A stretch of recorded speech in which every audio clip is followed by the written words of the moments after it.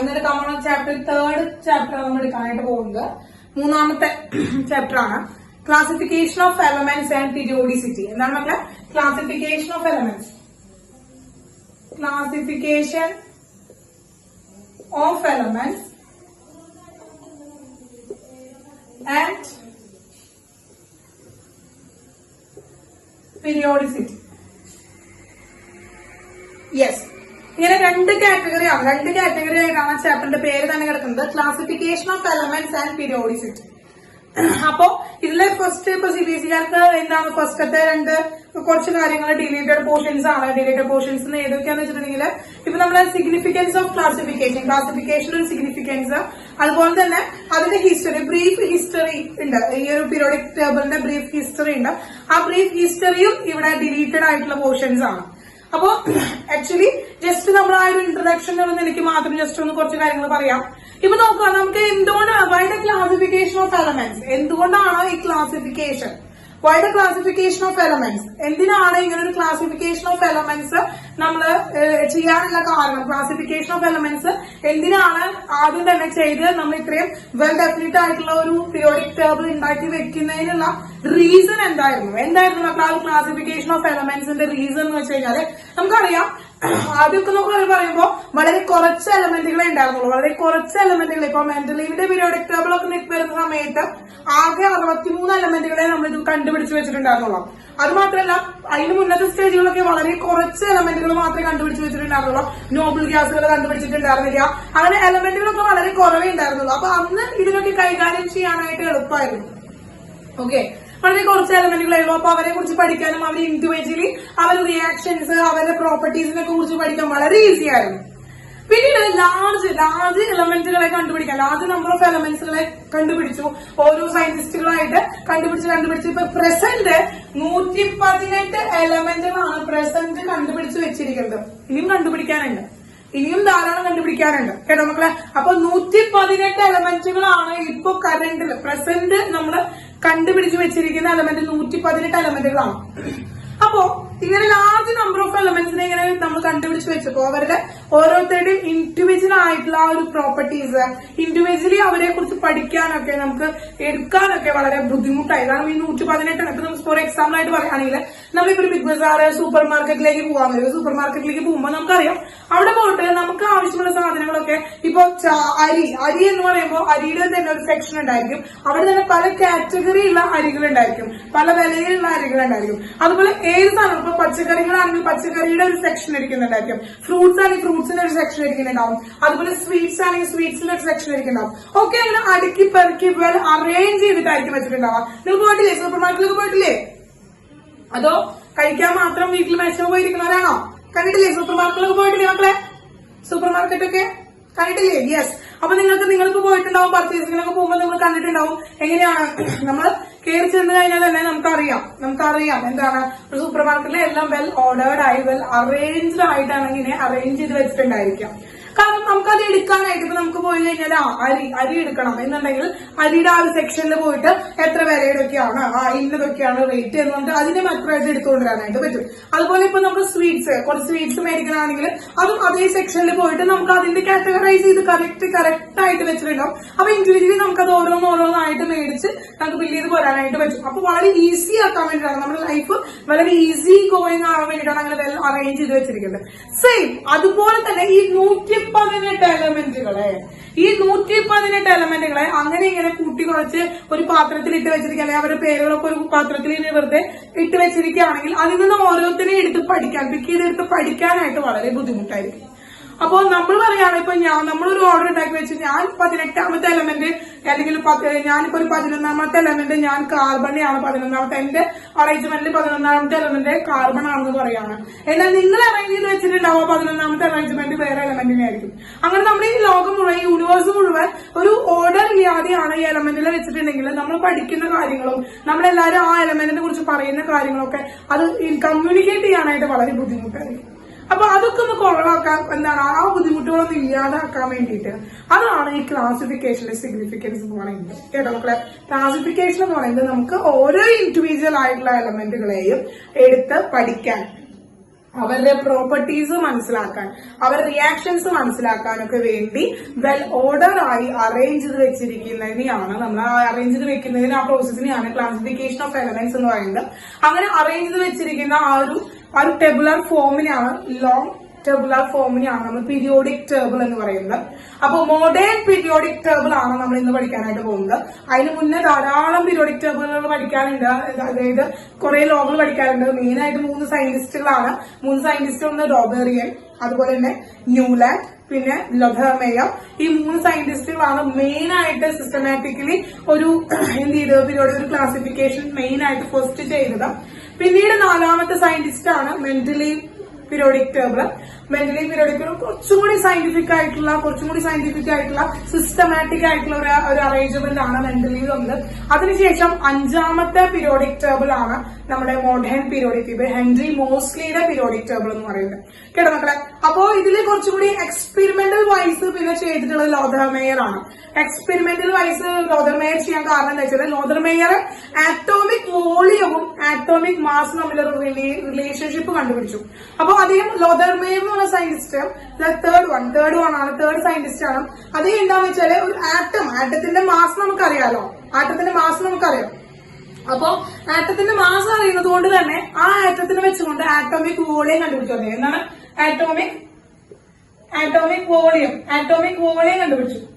ഈ atomic volume എങ്ങനെ കണ്ടുപിടിച്ചു നമുക്കറിയാം. നമ്മളറിയാം ഡെൻസിറ്റി എന്ന് പറഞ്ഞാൽ എന്താ? ഡെൻസിറ്റി എന്ന് പറഞ്ഞാല് മാസ് ബൈ വോളിയം. അപ്പൊ വോളിയം കണ്ടുപിടിക്കാം. ആ ആറ്റത്തിന്റെ വോളിയം കണ്ടുപിടിക്കണമെങ്കിൽ എന്ത് ചെയ്താൽ മതി? ആറ്റോമിക് വോളിയം കണ്ടുപിടിക്കണമെങ്കിൽ നമുക്ക് എന്ത് ചെയ്താൽ മതി? എന്താ ചെയ്യേണ്ട? ആറ്റോമിക് വോളിയം കണ്ടുപിടിക്കണമെങ്കിൽ ഡെൻസിറ്റി ബൈ മാസ് ചെയ്താൽ മതിയില്ലേ? ആറ്റോമിക് വോളിയം ഇവിടെ വന്നു, ഡെൻസിറ്റി ആയിട്ട് ബൈ മാസ് ബൈ ഡെൻസിറ്റി ചെയ്താൽ മതി. എന്നാൽ നമുക്ക് മാസ് ബൈ ഡെൻസിറ്റി ചെയ്താൽ മതി. വോളിയം ഇങ്ങോട്ട് വന്നു, ഡെൻസിറ്റി താഴെ പോയി മാസ് ബൈ ഡെൻസിറ്റി ചെയ്താൽ മതി അല്ലേ മക്കളെ? അപ്പോ ഒരു ആറ്റത്തിന്റെ ആറ്റോമിക് മാസ് നമുക്ക് അറിയാമായിരുന്നു. ആറ്റോമിക് മാസ് അദ്ദേഹത്തിന് അറിയാമായിരുന്നു. ലോഥർമേയറിന് അറിയാമായിരുന്നു. അന്ന് കണ്ടുപിടിച്ച് വെച്ചിട്ടുണ്ട് ആറ്റോമിക് മാസുകൾ. അപ്പൊ ആറ്റോമിക് മാസും അതുപോലെ തന്നെ അതിന്റെ ഡെൻസിറ്റിയും ആറ്റത്തിന്റെ ഡെൻസിറ്റിയും തമ്മിലുള്ള റിലേഷൻ കണ്ടുപിടിച്ചിട്ട് അദ്ദേഹം ഒരു ഫിസിക്കൽ പ്രോപ്പർട്ടി കണ്ടുപിടിച്ചു ആറ്റോമിക് വോളിയം. ഈ ആറ്റോമിക് വോളിയവും ആറ്റോമിക് മാസും തമ്മിലുള്ള ഒരു ഗ്രാഫ് പ്ലോട്ട് ചെയ്തിട്ട് ആ ഗ്രാഫിൽ അദ്ദേഹം എന്ത് ചെയ്യണം? ഓരോ സെയിം പൊസിഷൻസിന് വരുന്ന ആളുകൾ ഒരേ പ്രോപ്പർട്ടി ആണെന്നുള്ളത് കണ്ടുപിടിച്ചു. അതുപോലെ തന്നെ അദ്ദേഹം ബോയിലിംഗ് പോയിന്റ് അതുപോലെ തന്നെ ബോയിലിംഗ് പോയിന്റ് വെച്ചിട്ടുള്ളത്, ഡെൻസിറ്റി വെച്ചിട്ടുള്ളതിന്റെ ഒക്കെ കുറെ ഫിസിക്കൽ പ്രോപ്പർട്ടികളുടെ ഗ്രാഫും അതുപോലെ വരച്ചു വെച്ചു. അപ്പൊ ഫിസിക്കൽ പ്രോപ്പർട്ടികളെ കുറിച്ച് ഫസ്റ്റ് കുറച്ചും കൂടി എക്സ്പെരിമെന്റൽ വൈസ് ചെയ്തിട്ടുള്ള സയന്റിസ്റ്റ് എന്ന് പറയുന്നത് ലോഥർമേയർ ആണ്.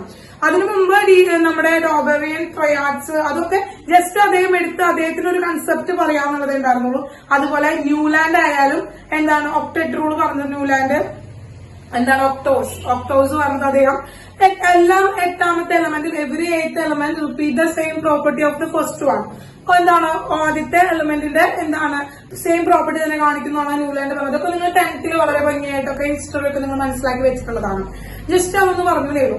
ഇനി ഈ ലോഥർമേയർ പറഞ്ഞിട്ടുള്ള ലോഥർമേയറിന്റെ ഈ ഒരു എന്താണ് ആറ്റോമിക് വോളിയവും അതുപോലെ തന്നെ ആറ്റോമിക് മാസ് തമ്മിലുള്ള റിലേഷൻഷിപ്പ്, അതിൽ നിന്ന് ഫിസിക്കൽ പ്രോപ്പർട്ടി എന്നുള്ള വേർഡ് കിട്ടി. ആ ഫിസിക്കൽ പ്രോപ്പർട്ടീനെ കുറച്ചും കൂടി ഭംഗിയാക്കി പറഞ്ഞത് ആ തിയറി ഉണ്ടല്ലോ, ആ തിയറി ലോഥർമേയറിന്റെ ആ ഒരു തിയറിനെ എടുത്തിട്ട് അതിനെക്കുറിച്ച് പഠിച്ചു. മെന്റലീവ് അതിനെക്കുറിച്ച് പഠിച്ചിട്ട് അതിൽ നിന്നൊരു ലോ ഉണ്ടാക്കി. അതാണ് ഫസ്റ്റ് പീരിയോഡിക് ലോ എന്ന് പറയുന്നത് first periodic physical and chemical properties എന്ന് പറയുന്നത് periodic functions of atomic mass ആണ് പീരിയോഡിക് ഫംഗ്ഷൻസ്. കെമിക്കൽ പ്രോപ്പർട്ടിയുടെയും ഫിസിക്കൽ പ്രോപ്പർട്ടിയുടെയും ആ പീരിയോഡിക് ഫംഗ്ഷൻ എന്ന് പറയുന്നത് ആറ്റോമിക് മാസ് ആണെന്നാണ് അതിന്റെ ഫസ്റ്റ് ലോ കിട്ടിയത്. അപ്പോ ലോഥർമേയർ പറഞ്ഞ അതേ കാര്യം തന്നെയാണ് ആക്ച്വലി മെന്റലീവ് പറഞ്ഞിരിക്കുന്നത്. പക്ഷെ മെന്റലീവ് അതൊരു ലോ ആക്കി പറഞ്ഞു. കറക്റ്റ് അത് ലോ ആക്കി പറഞ്ഞു. പക്ഷെ ലോഥർമേയറിനെ അതൊരു ലോ ആക്കി പറയാൻ പറ്റിയിട്ടുണ്ടായിരുന്നില്ല. അപ്പൊ അതൊക്കെയാണ് ഇതിന്റെ പിന്നിലെ ഈ ഒരു ക്ലാസിഫിക്കേഷൻ ഓഫ് എലമെന്റ്സിന്റെ പിന്നിലെ കുറച്ച് കഥകൾ എന്നൊക്കെ പറയുന്നത്. ആക്ച്വലി നമ്മൾ ഇന്ന് പഠിക്കാൻ പോകുന്നത് നമുക്ക് അതിന്റെ ആവശ്യമില്ല, അതിന് മാറ്റി വെച്ചോളൂ. കാരണം അതൊരു ഡിലീറ്റഡ് പോർഷൻ ആണ്. പക്ഷെ അതിന് പിന്നിൽ ഇത്രയും ഇങ്ങനെ നമുക്ക് വെൽ ഓർഡേർഡ് ആയിട്ടുള്ള ഇത്രയും 118 എലമെന്റുകളെ ഉൾക്കൊള്ളിച്ചുകൊണ്ടുള്ള ഒരു long form of periodic table കണ്ടുപിടിക്കുന്നതിന് വേണ്ടിയിട്ട് അതിന്റെ പിന്നിൽ പ്രവർത്തിച്ച കുറെ പേര് പിന്നിൽ പ്രവർത്തിച്ചിട്ടുണ്ട്. കുറെ ലോകളുണ്ട്. ഈ പറഞ്ഞവർ കൂടാതെ തന്നെ ഒട്ടും സയന്റിഫിക് ഇല്ലാതെ സയന്റിഫിക് ടേംസ് ഇല്ലാത്തത് കൊണ്ട് ഒഴിവാക്കപ്പെട്ട കുറെ സയന്റിസ്റ്റുകൾ വേറെയുണ്ട്. അപ്പൊ അതൊക്കെ എന്താണ്, ഹിസ്റ്ററിയാണ്, ജസ്റ്റ് ഹിസ്റ്ററിയാണ്. യെസ്, നമുക്ക് എന്ത് ചെയ്യാം, മോഡേൺ പീരിയോഡിക് ടേബിളിലേക്ക് കിടക്കാം. മോഡേൺ പീരിയോഡിക് ടേബിളിൽ കിടക്കാം. Okay, yes. അപ്പൊ മോഡേൺ പീരിയോഡിക് ടേബിൾ ആണ് നമ്മൾ പറയാനായിട്ട് പോകുന്നത്. എന്താണ് നമ്മുടെ മോഡേൺ പീരിയോഡിക് ടേബിൾ? ഇത് ഹെൻറി മോസ്ലി ആണ് ഈ ഒരു പീരിയോഡിക് ടേബിള് കണ്ടുപിടിച്ചത്. ഹെൻറി മോസ്ലി ആണ് ഈ ഒരു പീരിയോഡിക് ടേബിള് കണ്ടുപിടിച്ചത്. ഈ ഒരു പീരിയോഡിക് ടേബിള് കണ്ടുപിടിച്ചത്. ഓക്കെ, ഹെൻറി മോസ്ലി ആണ്. അതൊക്കെ നമുക്ക് അറിയാവുന്ന കാര്യം തന്നെയാണ്. അപ്പൊ അത് എങ്ങനെയാണെന്ന് വെച്ചാൽ അദ്ദേഹം ഒരു എക്സ്പെരിമെന്റ് ചെയ്തു. അതായത് ഇപ്പോ ഇതൊരു ഗ്ലാസ് ട്യൂബാണ്. അപ്പൊ ഇതൊരു ഗ്ലാസ് ട്യൂബാണ്. ഈ ഗ്ലാസ് ട്യൂബില് ഒരു മെറ്റൽ വെച്ചിട്ടുണ്ട്, ഒരു ആക്റ്റീവ് മെറ്റൽ വെച്ചിട്ടുണ്ട്, ഒരു മെറ്റലിന്റെ ഒരു റോഡ് വെച്ചു, ഒരു മെറ്റൽ റോഡ് വെച്ചിട്ടുണ്ട്. ഈ മെറ്റൽ റോഡിലേക്ക് എന്ത് ചെയ്യാണ്, ഈ മെറ്റൽ റോഡിൽ ഹൈ എനർജിയിലെ എന്താണ്, ഹൈ എനർജിയുള്ള ഇലക്ട്രോൺസിന് എന്ത് ചെയ്യാണ്, ഈ മെറ്റലിലേക്ക് എന്ത് ചെയ്യാണ്, തട്ടിക്കുകയാണ്. ഓക്കെ, അപ്പൊ ഹൈ എനർജിയിൽ ഇലക്ട്രോൺസ് ഇങ്ങനെ മൂവ് ചെയ്യുന്നുണ്ട്. ഈ ഇലക്ട്രോൺസ് ഓരോന്നായി മെറ്റലിന് വന്നിട്ട് തട്ടുന്നു. അങ്ങനെ ഈ മെറ്റലിന് തട്ടുമ്പോ ഒരു ലൈറ്റ് അല്ലെങ്കിൽ ഒരു റേഡിയേഷൻ ഇതിൽ നിന്ന് ഇങ്ങനെ പുറത്തേക്ക് എമിറ്റ് ചെയ്യുന്നു. കേട്ടോ മക്കളെ? അപ്പൊ ഓരോ ഹൈ സ്പീഡിൽ ഓരോരുത്തരായിട്ടാണ് ഓരോ ഇലക്ട്രോൺസിന് നമ്മൾ തട്ടിക്കണം. ഓരോ ഇലക്ട്രോൺസിനെ തട്ടിക്കുമ്പോ ഇതിൽ നിന്ന് എക്സ്റേ പുറത്തേക്ക് വരുന്നു. ഏതാണ് ആ റേഡിയേഷൻ എന്ന് പറയുമ്പോൾ ആ റേഡിയേഷന്റെ ഫ്രീക്വൻസി മെഷർ ചെയ്തപ്പോ നമുക്കത് എക്സ്റേ ആണെന്ന് മനസ്സിലായി. എക്സ്റേ എന്ന് പറഞ്ഞാൽ എന്താണ്, ഒരു ഇലക്ട്രോ മാഗ്നറ്റിക് റേഡിയേഷൻ ആണ്. ആണല്ലേ മക്കളെ, ഒരു ഇലക്ട്രോ മാഗ്നറ്റിക് റേഡിയേഷൻ ആണ് അല്ലെ എക്സ്റേ. ഓർമ്മയില്ലേ, എക്സ്റേ നമ്മൾ ഇലക്ട്രോ മാഗ്നറ്റിക് സ്പെക്ട്രത്തിൽ നമ്മൾ പഠിച്ചു വെച്ചിരിക്കുന്ന ഓർമ്മയില്ലേ? യെസ്, ഇലക്ട്രോ മാഗ്നറ്റിക് റേഡിയേഷൻ ആണ് എക്സ്റേ എന്ന് പറയുന്നത്. ഈ എക്സ്റേയുടെ ഫ്രീക്വൻസിയുടെ റൂട്ട് എന്താണ് മക്കളെ? The root of the frequency of the X ray is directly proportional to the atomic number. Not the atomic mass. There is the atomic number. Very important. അതായത് ഇങ്ങനൊരു എക്സ്പെരിമെന്റിലൂടെ ഹെൻറി മോസ്ലി എന്താണ് കണ്ടുപിടിച്ചെന്ന് വെച്ചാൽ ഇവിടെ എടുക്കുന്ന ഓരോ എലമെന്റ്, നമ്മൾ എടുക്കുന്ന ഈ ഇലക്ട്രോൺ ഉപയോഗിക്കുന്ന ഓരോ എലമെന്റിന്റെയും ആറ്റോമിക് നമ്പറിനോടാണ് ഈ പ്രൊഡ്യൂസ് ചെയ്യുന്ന എക്സ്റേയുടെ എന്താണ് ഫ്രീക്വൻസി, അല്ലെങ്കിൽ ഈ റേഡിയേഷന്റെ ഫ്രീക്വൻസിയുടെ റൂട്ട് പ്രൊപ്പോർഷൻ ആയിരിക്കുന്നത് atomic നമ്പറിനോടാണ്, not the atomic മാസിനോടല്ല.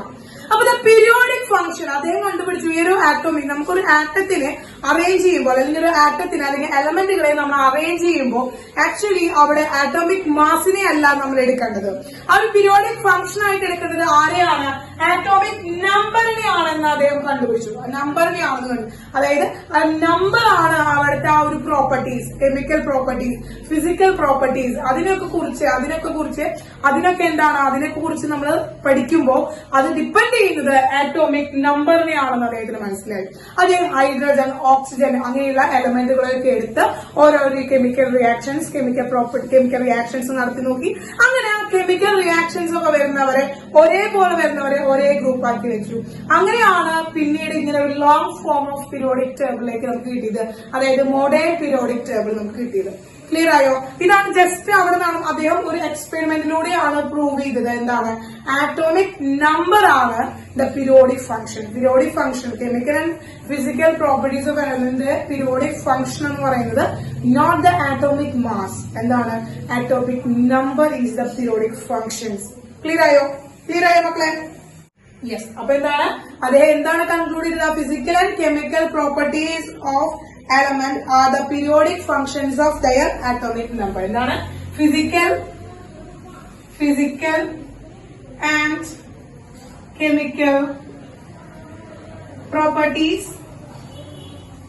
of elements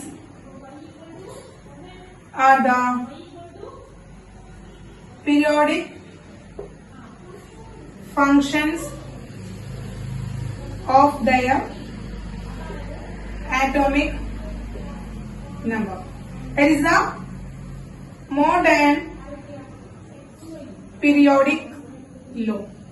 modern periodic law ആണ് മക്കളെ. It's very important. കാരണം എന്താണ് ചോദിക്കാറുണ്ട് മോഡേൺ പീരിയോഡിക് ലോ എക്സ്പ്ലെയിൻ ചെയ്യാനായിട്ട് അല്ലെങ്കിൽ സ്റ്റേറ്റ് ചെയ്യാനുള്ള ക്വസ്റ്റ്യൻ വരാറുണ്ട്. 1 or 2 മാർക്ക് ക്വസ്റ്റ്യൻ ആയിട്ട് വരാറുണ്ട്. അപ്പൊ എന്താണ് physical and chemical properties of elements are the periodic functions of their atomic number. Very important. എന്താണ് ആറ്റോമിക് നമ്പർ ആണ് അവിടുത്തെ പീരിയോഡിക് ഫങ്ഷൻ എന്ന് പറയുന്നത്. അതായത് അതിൽ നിന്ന് പ്രൊഡ്യൂസ് ചെയ്യുന്ന അത് ആ മെറ്റൽ പ്രൊഡ്യൂസ് ചെയ്യുന്ന ഹൈ എനർജിയില് ഹിറ്റ് ചെയ്യാണ്. മെറ്റൽ എന്ന് പറഞ്ഞിട്ട് ഇലക്ട്രോൺസ് ഹിറ്റ് ചെയ്യാണ്.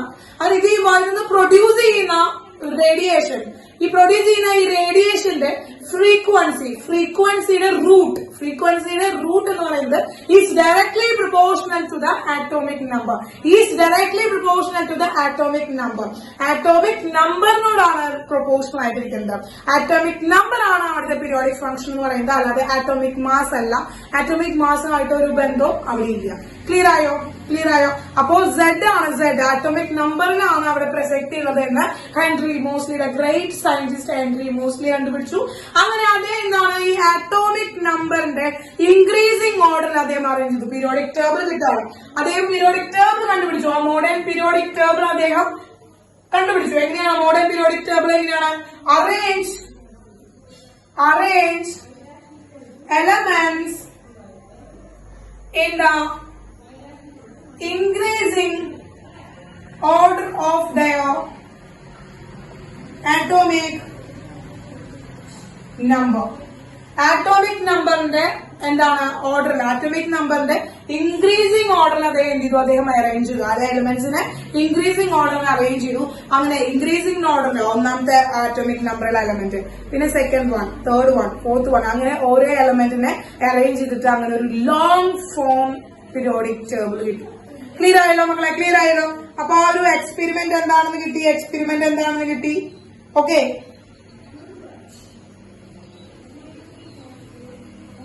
യെസ്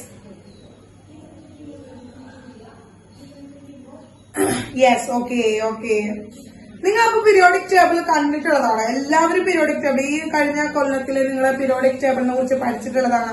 എല്ലാവരും നിങ്ങൾ 10th ഒരു ചാപ്റ്റർ ഉണ്ടായിരുന്നു, ക്ലാസിഫിക്കേഷൻ ഓഫ് എലമെന്റ്സ് എന്ന് പറഞ്ഞിട്ടുള്ള ഒരു ചാപ്റ്റർ ഉണ്ടായിരുന്നു. ഇപ്പോൾ സ്റ്റേറ്റുകാർക്കായാലും CBSE സ്റ്റുഡൻസിനായാലും നിങ്ങൾക്ക് അതുകൊണ്ട് നിങ്ങൾക്ക് എന്താണ് അറിയുന്ന കാര്യങ്ങളാണ്. ഒന്നും അത്ര എന്താണ് അറിവില്ലായ്മയില്ല.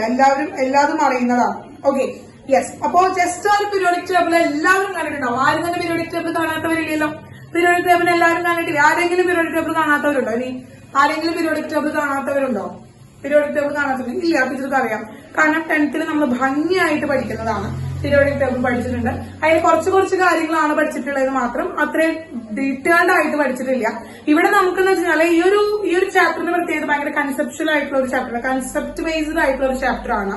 ആക്ച്വലി കഴിഞ്ഞ 2 ചാപ്റ്റേഴ്സ് എന്ന് പറയുമ്പോൾ നമ്മുടെ സ്ട്രക്ചർ ഓഫ് ആറ്റം, അതുപോലെ തന്നെ some basic concepts of chemistry എന്ന് പറയുന്നത് രണ്ടും ധാരാളം ന്യൂമറിക്കൽസ് ഒക്കെ വരുന്ന ഒരു ചാപ്റ്റർ ആണ്. ഫിസിക്കൽ കെമിസ്ട്രിയുടെ പക്കാ ഫിസിക്കൽ കെമിസ്ട്രിയാണ്. ഈ ഒരു ചാപ്റ്റർ എന്ന് പറഞ്ഞു കഴിഞ്ഞാൽ it's not a physical chemistry, complete it's not a physical chemistry. ഇതൊരു ഇനോർഗാനിക് ബേസ്ഡ് ആയിട്ടൊക്കെ നമുക്ക് പറയാനായിട്ട് പറ്റും. അത് മാത്രമല്ല കൺസെപ്ച്വൽ ബേസ്ഡ് ആയിട്ടുള്ള ഒട്ടും തന്നെ ഒരു ന്യൂമറിക്കൽസ് വരാത്ത ഒരു ചാപ്റ്ററാണ്. മൊത്തം ഒരു കൺസെപ്റ്റുകൾ മാത്രം വരുന്ന ഒരു ചാപ്റ്ററാണ്. അതുകൊണ്ട് തന്നെ നമുക്ക് സ്കോർ ചെയ്തെടുക്കാനും പഠിക്കാനും വളരെ സിമ്പിൾ ആയിട്ടുള്ളതാണ്. അതുപോലെ ഈ ഒരു ചാപ്റ്ററിൽ നമ്മൾ മൊത്തം കഴിഞ്ഞ കൊല്ലം വരെ നമ്മൾ വളരെ കുറച്ച് എലമെന്റുകളെ ആയിരിക്കും നമ്മൾ പഠിച്ചിട്ടുണ്ടായിരിക്കും. ഒരു 20-30 എലമെന്റുകളെ നിങ്ങൾ ഓർഡറിൽ പഠിച്ചു വെച്ചിട്ടുണ്ടായിരിക്കും. ഈ കൊല്ലം അവിടെ ഒരു ചെറിയ ട്വിസ്റ്റ് ഉള്ളത് എന്താ വെച്ച് കഴിഞ്ഞാല് നമ്മൾ ഓരോ ഗ്രൂപ്പുകളായിട്ട് നിങ്ങൾ പഠിച്ചു വെക്കണം. നിങ്ങൾ നേരത്തെ പഠിച്ചു വെച്ചിട്ടുണ്ടാവാം കറക്റ്റ് ആ ആറ്റോമിക് നമ്പറിന്റെ ഓർഡറിലായിരിക്കും. ഇപ്പൊ hydrogen, helium, lithium, beryllium, boron, carbon, nitrogen, oxygen എന്ന് പറയുന്ന രീതിയിൽ നിങ്ങൾ ആ ഒരു ആറ്റോമിക് നമ്പറിന്റെ ആ ഒരു ബേസിസിലായിരിക്കും നിങ്ങൾ പഠിച്ചു വെച്ചിട്ടുണ്ടായിരിക്കാം. അല്ലെങ്കിൽ നിങ്ങൾ ജസ്റ്റ് ചിലപ്പോൾ ആൽക്കലി എർത്ത് മെറ്റൽസിനെ പഠിച്ചിട്ടുണ്ടായിരിക്കും. ആൽക്കലി മെറ്റൽസിനെ കുറിച്ച് ആ 2 S ബ്ലോക്കിലത്തെ ആ 2 ഗ്രൂപ്പുകളുടെ എലമെന്റുകൾ മാത്രം ജസ്റ്റ് നിങ്ങൾ ഓർഡറായിട്ട് പഠിച്ചിട്ടുണ്ടായിരിക്കും. അത്രേ ഉണ്ടാവുള്ളൂ. പക്ഷെ ഈ ഒരു ഇയറിൽ നിങ്ങൾ പഠിക്കുമ്പോൾ നിങ്ങൾ ശ്രദ്ധിക്കേണ്ട കാര്യം എന്ന് വെച്ച് കഴിഞ്ഞാൽ എല്ലാ ഗ്രൂപ്പിലും എലമെന്റുകളെ പഠിക്കണം. ഡി ബ്ലോക്ക് നമുക്ക് ഇവിടെ പഠിക്കേണ്ട ആവശ്യമില്ല. ഡി ബ്ലോക്ക്, F ബ്ലോക്ക് നമ്മൾ പഠിക്കുന്നില്ല. ഡി ബ്ലോക്ക്, F ബ്ലോക്കിനെ മാറ്റി വെച്ചിട്ട് S ബ്ലോക്കിലെയും പി ബ്ലോക്കിലെയും എലമെന്റുകളെ കംപ്ലീറ്റ് ആയിട്ടും ഗ്രൂപ്പ് വൈസ് പഠിക്കണം കേട്ടോ മക്കളെ. ഗ്രൂപ്പ് വൈസ് പഠിക്കണം. അതാണ് ഒരു ചെറിയൊരു ചലഞ്ച് ഉള്ളത് ഇവിടെ ഈ ഒരു ചാപ്റ്ററിൽ. ചെറിയൊരു ഒത്തിരി ചലഞ്ച് പോലെ നിങ്ങൾ ഏറ്റെടുക്കേണ്ട ഒരു കാര്യം അതാണ്. കാരണം വെച്ചാൽ ഗ്രൂപ്പ് വൈസ് നിങ്ങൾ ആ എലമെന്റുകളെ പഠിക്കണം. നമ്മൾ ടീച്ചർ ചെറിയ ട്രിക്സ് ഒക്കെ പറഞ്ഞു തരാം. അതൊക്കെ വെച്ചിട്ട് ജസ്റ്റ് ഒന്ന് ഓർത്ത് വെക്കുക. എന്താണ് നിങ്ങൾക്ക് വേണമെങ്കിൽ ട്രിക്സ് ഒക്കെ ഉണ്ടാക്കി നിങ്ങൾക്ക് നിങ്ങളുടെ ഫ്രണ്ട്സിന്റെ പേരൊക്കെ ചാർട്ട് ചെയ്തിട്ടൊക്കെ വേണമെങ്കിൽ നമുക്ക് ധാരാളം ട്രിക്സുകൾ നിങ്ങൾക്ക് ഉണ്ടാക്കാനായിട്ട് പറ്റുള്ളൂ. അതൊക്കെ നമുക്ക് പഴയ നമുക്ക് എലമെന്റുകളെ പഠിച്ചിരിക്കണം. അത് ഉറപ്പായിട്ടുള്ള കാര്യമാണ്. മക്കൾ പഠിച്ചിരിക്കണം. പ്രത്യേകിച്ച് ഒരു കോമ്പറ്റേറ്റീവ് എക്സാംസ് ഒക്കെ എഴുതണമെന്ന് താല്പര്യമുള്ള സ്റ്റുഡൻസ് നിർബന്ധമായും പീരിയോഡിക് ടേബിളിലെ എല്ലാ എലമെന്റുകളെയും പഠിക്കണമെന്നാണ് ടീച്ചർ പറയുന്നത്. ടീച്ചർ പറയുന്ന എലമെന്റുകളുടെ ആ ഒരു ഓർഡർ നിർബന്ധമായിട്ടും പഠിച്ചിട്ടുണ്ടായിരിക്കണം. പക്ക ഓക്കെ അല്ലേ മക്കളെ? യെസ്, നോക്കാം. അപ്പൊ ജസ്റ്റ് നമ്മളെ പീരിയോഡിക് ടേബിളിന്റെ ഒരു ബ്രീഫ് ആണ് പറയാനായിട്ട് പോകുന്നത്.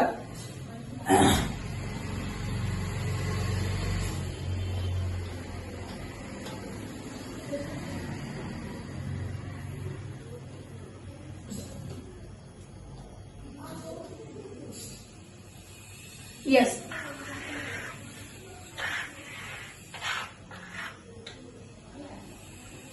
അപ്പോ പീരിയോഡിക് ടേബിൾ എന്ന് പറഞ്ഞു കഴിഞ്ഞാൽ periodic table modern periodic table modern periodic table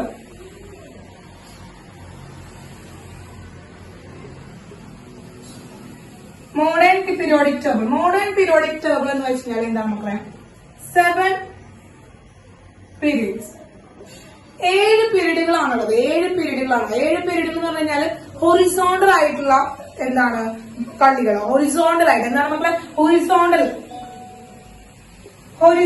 ആയിട്ട് മക്കൾക്ക് 7 എന്താണ് പീരീഡുകളാണ് കാണാൻ പറ്റുക. 7 പീരീഡ്സ് ഹൊറിസോണ്ടൽ ആയിട്ട് കാണപ്പെടുന്ന ആ ഒരു ബോക്സിൽ എലമെന്റുകളെ ഹൊറിസോണ്ടൽ ആയിട്ട് അറേഞ്ച് ചെയ്ത് വെച്ചിരിക്കുന്നതിനെയാണ് നമ്മൾ എന്ന് പറയുന്നത് പീരീഡ്സ് എന്ന് പറയുന്നത്. അത് 7 പീരീഡുകളാണുള്ളത്.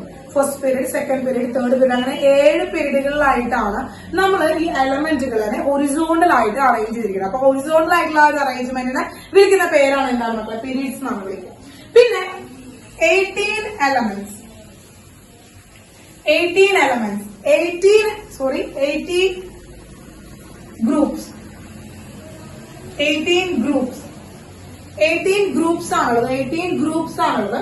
18 groups എന്ന് പറയുന്നത് വെർട്ടിക്കൽ ആയിട്ടുള്ള കോളംസ് ആണ്. 18 വെർട്ടിക്കൽ കോളംസ് നമുക്ക് കാണാനായിട്ട് സാധിക്കും. 18 വെർട്ടിക്കൽ കോളംസ് കാണാനായിട്ട് പറ്റും. ആ വെർട്ടിക്കൽ കോളംസിനെ നമ്മൾ വിളിക്കുന്ന പേരാണ് ഗ്രൂപ്പ്സ്. അങ്ങനെ 7 പീരീഡുകളും 18 ഗ്രൂപ്പുകളും ചേർന്നിട്ടുള്ള ഒരു ലോങ് ഫോം ആണ് നമ്മുടെ മോഡേൺ പീരിയോഡിക് ടേബിൾ എന്ന് പറയുന്നത്. തിരിയിട്ടുണ്ടല്ലോ, നിങ്ങൾ നോക്കിയിട്ടുണ്ടായിരിക്കും, പഠിച്ചിട്ടുണ്ടായിരിക്കും ഇതൊക്കെ. യെസ്. ഇനി എല്ലാ പീരിയോഡിക് ടേബിളും ആ പീരിയോഡിക് ടേബിളിലെല്ലാം 18 ഗ്രൂപ്പുകൾ എന്ന് പറഞ്ഞു. അതുപോലെ 7 പീരീഡുകൾ എന്ന് പറഞ്ഞു. ഈ 7 പീരീഡിന്റെയും സ്റ്റാർട്ടിംഗ് എന്ന് പറയുന്നത് എപ്പോഴും ആൽക്കലി മെറ്റൽസ് ആയിരിക്കും. ആൽക്കലി മെറ്റൽസിലാണ് സ്റ്റാർട്ട് ചെയ്യുന്നത്.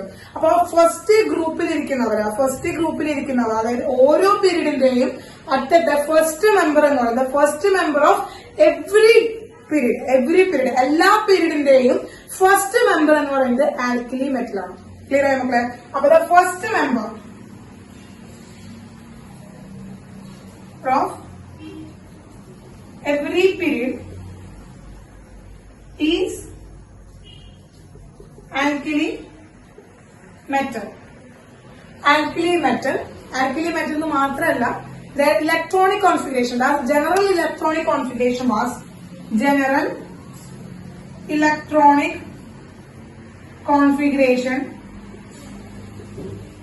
എന്തായിരിക്കും? NS1 ആയിരിക്കും. അപ്പോ NS1 എന്ന് പറയുന്ന ജനറൽ ഇലക്ട്രോണിക് കോൺഫിഗറേഷനും കൂടിയായിരിക്കും അവരുടെ ഉണ്ടാവുക. അപ്പോ ആ 7 പീരീഡുകൾ ഉണ്ടെങ്കിൽ ആ 7 പീരീഡുകൾ ഉണ്ടല്ലോ, അതിൽ ഒന്നാമത്തെ പീരീഡ്, രണ്ടാമത്തെ പീരീഡ്, മൂന്നാമത്തെ, അങ്ങനെ 7 പീരീഡിന്റെയും ഫസ്റ്റ് മെമ്പർ എന്ന് പറയുന്നത് ആൽക്കലി മെറ്റൽ ആയിരിക്കും. ആ ആൽക്കലി മെറ്റൽ എന്ന് പറയുന്നത് NS1 ആയിരിക്കും അവരുടെ ജനറൽ ഇലക്ട്രോണിക് കോൺഫിഗറേഷൻ എന്ന് പറയുന്നത്. ഫസ്റ്റ് പീരീഡ് ആണെങ്കിൽ 1S1, സെക്കൻഡ് പീരീഡ് ആണ് 2S1, തേർഡ് പീരീഡ് ആണ് 3S1, അങ്ങനെ 7S1 വരെയാണ് ആ മെമ്പേഴ്സ് വരുന്നത്. ഏതൊക്കെയാണ് മക്കളെ? 1S1, 2S1, 3S1, 4S1, 5S1, 6S1 and 7S1. ഇങ്ങനെയാണ് ആ ഒരു പീരിയോഡിക് ടേബിളിലെ പീരീഡ്സ് സ്റ്റാർട്ട് ചെയ്യുന്നത്. ഇലക്ട്രോണിക് കോൺഫിഗറേഷൻ ഇതിലാണ് എൻഡ് ചെയ്യുന്നത്. 1s1 എന്ത് ചെയ്യുന്നു, and 2s1 എന്ത് ചെയ്യുന്നു, 3s1 എന്ത് ചെയ്യുന്നു, 4s1, 5s1, 6s1, 7s1. Then ഇവിടെ ഈ ഒരു 1s1 എന്ന് പറയുന്നത് നമ്മുടെ ഹൈഡ്രജൻ ആണ്. ആക്ച്വലി ഇത് ഫസ്റ്റ് ഗ്രൂപ്പ് എലമെന്റ് തന്നെയാണ്, ബട്ട് ഇത് it's not an alkali metal. അത് ആൽക്കലി മെറ്റൽ അല്ല, എന്താണ് അത് ഹൈഡ്രജൻ ആണ് നമ്മുടെ. അപ്പൊ ആൽക്കലി മെറ്റൽസിൽ നമ്മൾ പ്ലേസ് ചെയ്യില്ല, ഇതിനെ കറക്റ്റ് ആയിട്ട് നമ്മൾ എന്താണ് ഒരു എക്സ്ട്രാ പൊസിഷൻ ആണ് കൊടുക്കുന്നത്. അതൊക്കെ അതിനെ കുറിച്ച് നമ്മൾ ഹൈഡ്രജൻ പൊസിഷനെ കുറിച്ചിട്ടൊക്കെ നമ്മൾ പഠിക്കും. കാരണം ഹൈഡ്രജൻ എന്ന് പറയുന്നത് ഒരു മെറ്റൽ അല്ല, പക്ഷെ ജനറൽ ഇലക്ട്രോണിക് കോൺഫിഗറേഷൻ ആൽക്കലി മെറ്റൽസിന്റെ പോലെ കാണിക്കുന്നുണ്ട്. അതുപോലെ തന്നെ അവൻ എന്ത് കാണിക്കുന്നുണ്ട്, അവൻ ഹാലോജൻസിന്റെ പോലെ ആക്ട് ചെയ്യുന്നുണ്ട്. അങ്ങനെ വരുമ്പോൾ അവനൊരു കറക്റ്റ് പൊസിഷൻ പറഞ്ഞിട്ടില്ല. മെറ്റലീവ് അതിനെടുത്തിട്ട് ഒരു പക്കാ സെന്ററിൽ കൊണ്ടുപോയി വെച്ചിരിക്കുകയാണ്. പക്കാ സെന്ററിൽ കൊണ്ടുപോയി വെച്ചിരിക്കുകയാണ്. നിങ്ങൾ പീരിയോഡിക് ടേബിൾസ് നോക്കുമ്പോൾ നിങ്ങൾ ശ്രദ്ധിക്കാം, അതിന്റെ നോട്ട് ഇനേർട്ടും അല്ല, ഇനേർട്ട് പൊസിഷൻ കൊടുത്തിട്ടില്ല. ഇനേർട്ട് എന്ന് പറയുമ്പോൾ നോബിൾ ഗ്യാസുകൾ വരും, അതുമല്ല ഹാലോജൻസിന്റെ മണ്ടയിലാണ് വരാൻ ചാൻസ് ഉള്ളത്. 17th ഗ്രൂപ്പിന്റെ മണ്ടയിൽ വരാനുള്ളതാണ് ചാൻസ് ഉള്ളത്. കാരണം അതിന്റെ വാലൻസി 1 ആണ്. വാലൻസി 1 ഒരു ഇലക്ട്രോണോട് കിട്ടിയ ഒക്ടറ്റ് കംപ്ലീറ്റ് ആക്കും. അങ്ങനെ ആ റീസൺസും കാര്യങ്ങളൊക്കെ നമ്മൾ പഠിക്കും. ഹൈഡ്രജന്റെ അനോമലസ് ബിഹേവിയർ എന്നൊക്കെ പറഞ്ഞിട്ട് നമുക്ക് പഠിക്കാനുണ്ട് കേട്ടോ, അത് നമ്മൾ പഠിക്കും കേട്ടോ. അപ്പോ ഹൈഡ്രജന് പക്ക ഒരു പൊസിഷൻ മെന്റലീവ് കൊടുത്തിട്ടില്ല. കാരണം പക്ക കൊടുത്തിരിക്കുന്നത് ശരിക്ക് സെന്ററിൽ തന്നെ കൊടുത്തു വെച്ചിരിക്കുക, പീരിയോഡിക് ടേബിളിന്റെ സെന്ററിൽ തന്നെ കൊടുത്തു വെച്ചിരിക്കുക. നിങ്ങൾ പീരിയോഡിക് ടേബിൾ കണ്ടപ്പോൾ ശ്രദ്ധിച്ചിട്ടുണ്ടാവും, ഒരിക്കലും ആ ഒരു ഫസ്റ്റ് ഗ്രൂപ്പിനോട് ചേർത്ത് വരച്ചിട്ടില്ല. ബാക്കിയുള്ള എലമെന്റുകളിലൊക്കെ ഇങ്ങനെ ചേർത്ത് ഇങ്ങനെ ഇങ്ങനെ ഇങ്ങനെ ഇങ്ങനെ ബോക്സുകളായിട്ട് വെച്ചിട്ടുണ്ടാവും. 1 2 3 4 5 6 എന്നുള്ളത്. ഹൈഡ്രജന് മാത്രം ഇവിടെ ഒരു ചെറിയ ഗ്യാപ്പ് ഇട്ടിട്ടുണ്ടായിരിക്കും, ഈ ഒരു ഗ്യാപ്പ് ഇട്ടിട്ടുണ്ടായിരിക്കും. യെസ്, ആ ഒരു ഗ്യാപ്പിന് കാരണം ഇതാണ്. ആ ഒരു ഗ്യാപ്പിന് കാരണമുള്ളതാണ്. ഹൈഡ്രജൻ ഒരിക്കലും ഇവരും കൂടെ ചേർത്ത് വെക്കാൻ പറ്റില്ല. കാരണം ഇവര് മൊത്തം മെറ്റൽസാ, പക്ഷെ ഹൈഡ്രജൻ ഒരു ഗ്യാസാ കേട്ടോ, ഗ്യാസ്. അപ്പൊ ഹൈഡ്രജൻ എടുത്ത് ഇതിന്റെ മണ്ടയിൽ വെച്ച് കഴിഞ്ഞാല് അപ്പൊ ചോദ്യം വരും, കാരണം തെറ്റല്ലേ മെന്റലിയൻസിന്. അപ്പൊ 8ന്റെ പണി കിട്ടും. കാരണം ഇത്രയും ഭംഗിയില് ഇത്രയും കറക്റ്റ് ആയിട്ട് നമുക്ക് സയന്റിഫിക് ആയിട്ട് എലമെന്റ്സിന് അറേഞ്ച് ചെയ്ത് വെച്ചിരിക്കുന്നത്. ഈ ഹൈഡ്രജനെ പിടിച്ച് ഇതിന്റെ മണ്ടയിൽ ഇട്ട് കഴിഞ്ഞാൽ കഴിഞ്ഞു. ആ പീരിയോഡിക് ടേബിളിന്റെ കാര്യത്തിൽ അപ്പൊ അവിടെ വെച്ച് തീരുമാനമായി. കാരണം ഏറ്റവും വലിയ തെറ്റാണ്. കാരണം മെറ്റൽസ് ഒരേ പ്രോപ്പർട്ടീസ് ആൾക്കാരാണ് ഒരേ ഗ്രൂപ്പിൽ വരുന്നത് അദ്ദേഹം പറഞ്ഞിരിക്കുന്നത്. അങ്ങനെയുള്ളപ്പോ ഈ മെറ്റലും ഒരാൾ ഗ്യാസും ഒരിക്കലും അവർ ഒരുമിച്ച് ഗ്രൂപ്പ് ആക്കാനായിട്ട് പറ്റില്ല. പക്ഷെ ഇലക്ട്രോണിക് കോൺഫിഗറേഷന്റെ ബേസിസിലാണ് ഇതിനെ ഇങ്ങനെ ഒരു കാറ്റഗറിയിൽ വെക്കാനുള്ള ചാൻസ് ഉള്ളത് കേട്ടോ. അപ്പൊ ഇലക്ട്രോണിക് കോൺഫിഗറേഷൻ എന്ന് പറയുന്നത് ഓരോ ഗ്രൂപ്പിലും സിമിലർ ആയിരിക്കും. അപ്പൊ സിമിലർ ഇലക്ട്രോണിക് കോൺഫിഗറേഷൻ ഉള്ളവര്, സിമിലർ പാറ്റേൺ കൊണ്ട് നടക്കുന്ന ഇലക്ട്രോണിക് കോൺഫിഗറേഷൻ ഉള്ള എലമെന്റുകളെയാണ് ഒരുമിച്ച് ഒരു ഗ്രൂപ്പാക്കി വെച്ചിരിക്കുന്നത്. അങ്ങനെ ആ ഫസ്റ്റ് മെമ്പേഴ്സ് ഓരോ പീരീഡിന്റെയും ഫസ്റ്റ് മെമ്പേഴ്സ് ആയിരുന്നു നോക്കൂ, 2s1 3s1 4s1 എന്ന് പറയുന്ന സെയിം ഇലക്ട്രോണിക് കോൺഫിഗറേഷനിലാണ് അവസാനിക്കുന്നത്. അവരാണ് ആൽക്കലി മെറ്റൽ. ക്ലിയറായോ? Alkali metal. ഇനി ആ പീരീഡ്സിന്റെ എൻഡ് മെമ്പേഴ്സ് നോക്കുന്നത് ലാസ്റ്റ് മെമ്പേഴ്സ് എന്ന് പറയുന്നത് എല്ലാവരും എന്താണ് നോബിൾ ഗ്യാസസ് ആണ്. അഥവാ ഇനേർട്ട് ഗ്യാസ്, നോബിൾ ഗ്യാസ് അല്ലെങ്കിൽ ഇനേർട്ട് എലമെന്റ്സ് ആണ്. ഇനേർട്ട് എലമെന്റ്സ് നോബിൾ ഗ്യാസുകൾ എന്ന് പറയുന്നത് അവർ ജനറൽ ഇലക്ട്രോണിക് കോൺഫിഗറേഷൻ ടീച്ചർ പറഞ്ഞത്. അപ്പൊ എന്താ last member of every period is noble gas. എല്ലാ പീരീഡിന്റെയും ലാസ്റ്റ് മെമ്പർ എന്ന് പറയുന്നത് ആരാണ് മക്കളെ? അത് 18th ഗ്രൂപ്പ് എലമെന്റ്. അവരാണ്. ഇത് ഫസ്റ്റ് ഗ്രൂപ്പാണ് ആൽക്കലി മെറ്റൽ എന്ന് പറയുന്നത്. നോബിൾ ഗ്യാസ് എന്ന് പറയുന്നത് 18th ഗ്രൂപ്പാണ്. നോബിൾ ഗ്യാസ് എന്ന് പറയുന്നത് 18th ഗ്രൂപ്പാണ്. യെസ്, 18th ഗ്രൂപ്പ് എലമെന്റ്സ് എന്ന് പറയുന്നത് ജനറൽ ഇലക്ട്രോണിക് കോൺഫിഗറേഷൻ എന്ത് ചെയ്യുന്നത്, ജനറൽ ഇലക്ട്രോണിക് കോൺഫിഗറേഷൻ എന്ന് പറയുന്നത് NS2NP6 ആണ്. NS2NP6 ആണ് കേട്ടോ മക്കളെ. NS2NP6. അപ്പോ 2s2 2p6, 3s2 3p6, 4s2 4p6, 5s2 5p6, 6x2 6p6, 7s2 7p6 കേട്ടോ മക്കളെ. ലാസ്റ്റ് ഇലക്ട്രോണിക് കോൺഫിഗറേഷൻ അങ്ങനെയായിരിക്കും. ക്ലിയർ ആയോ? അപ്പോ ഓരോ പീരീഡിന്റെ ഫസ്റ്റ് മെമ്പേഴ്സ് എന്ന് പറയുന്നത് ആൽക്കലി മെറ്റൽ ആയിരിക്കും. ലാസ്റ്റ് മെമ്പർ എന്ന് പറയുന്നത് നോബിൾ ഗ്യാസുകളായിരിക്കും. ക്ലിയർ? സെറ്റായോ മക്കളെ? അപ്പോ ഒരു പീരിയോഡിക് ടേബിളിലെ പീരീഡ്സിനെ കുറിച്ചിട്ട് സെറ്റായല്ലോ, പീരീഡിനെ കുറിച്ച് സെറ്റായല്ലോ. അങ്ങനെ ഓരോ ഗ്രൂപ്പുകളും ഈച്ച് പീരീഡിൽ എന്താണ്, ഈച്ച് പീരീഡ് എൻഡ് ചെയ്യുന്നത് നോബിൾ ഗ്യാസുകൾ വെച്ചിട്ടാണ്. അതുപോലെ തന്നെ ഈച്ച് പീരീഡും സ്റ്റാർട്ട് ചെയ്യുന്നത് ആൽക്കലി മെറ്റൽസിനെ വെച്ചിട്ടാണ്. ഓരോ ഗ്രൂപ്പുകളും ഇനി ക്രിയേറ്റ് ചെയ്യുന്നത് similarity of the electronic configuration, electron കോൺഫിഗറേഷന്റെ സിമിലാരിറ്റി വെച്ചുകൊണ്ടാണ്. ഓക്കെ, ക്ലിയർ ആയോ? യെസ്. അപ്പൊ ഈ പോയിന്റ്സ് ഒക്കെ ഒന്ന് ജസ്റ്റ് ഒന്ന് നോട്ട് ചെയ്ത് നോക്കാം. ഈ പോയിന്റ് ഒന്ന് ജസ്റ്റ് നോട്ട് ചെയ്തോളൂ. കാരണം ഇതൊക്കെ നമുക്ക് അറിയാവുന്ന കാര്യങ്ങളാണെങ്കിൽ പോലും ജസ്റ്റ് അത് നോട്ട്സ് ആക്കി വെക്കുക. ഇതൊക്കെ വൺ വേർഡും ക്വസ്റ്റ്യൻസും ഒക്കെ ആയിട്ട് നമുക്ക് വരാം. മനസ്സിലാക്കി വെക്കേണ്ട കാര്യങ്ങളാണ് കേട്ടോ. ഇതൊക്കെ മനസ്സിലാക്കി വെക്കേണ്ട കാര്യങ്ങളാണ്. Yes, let's.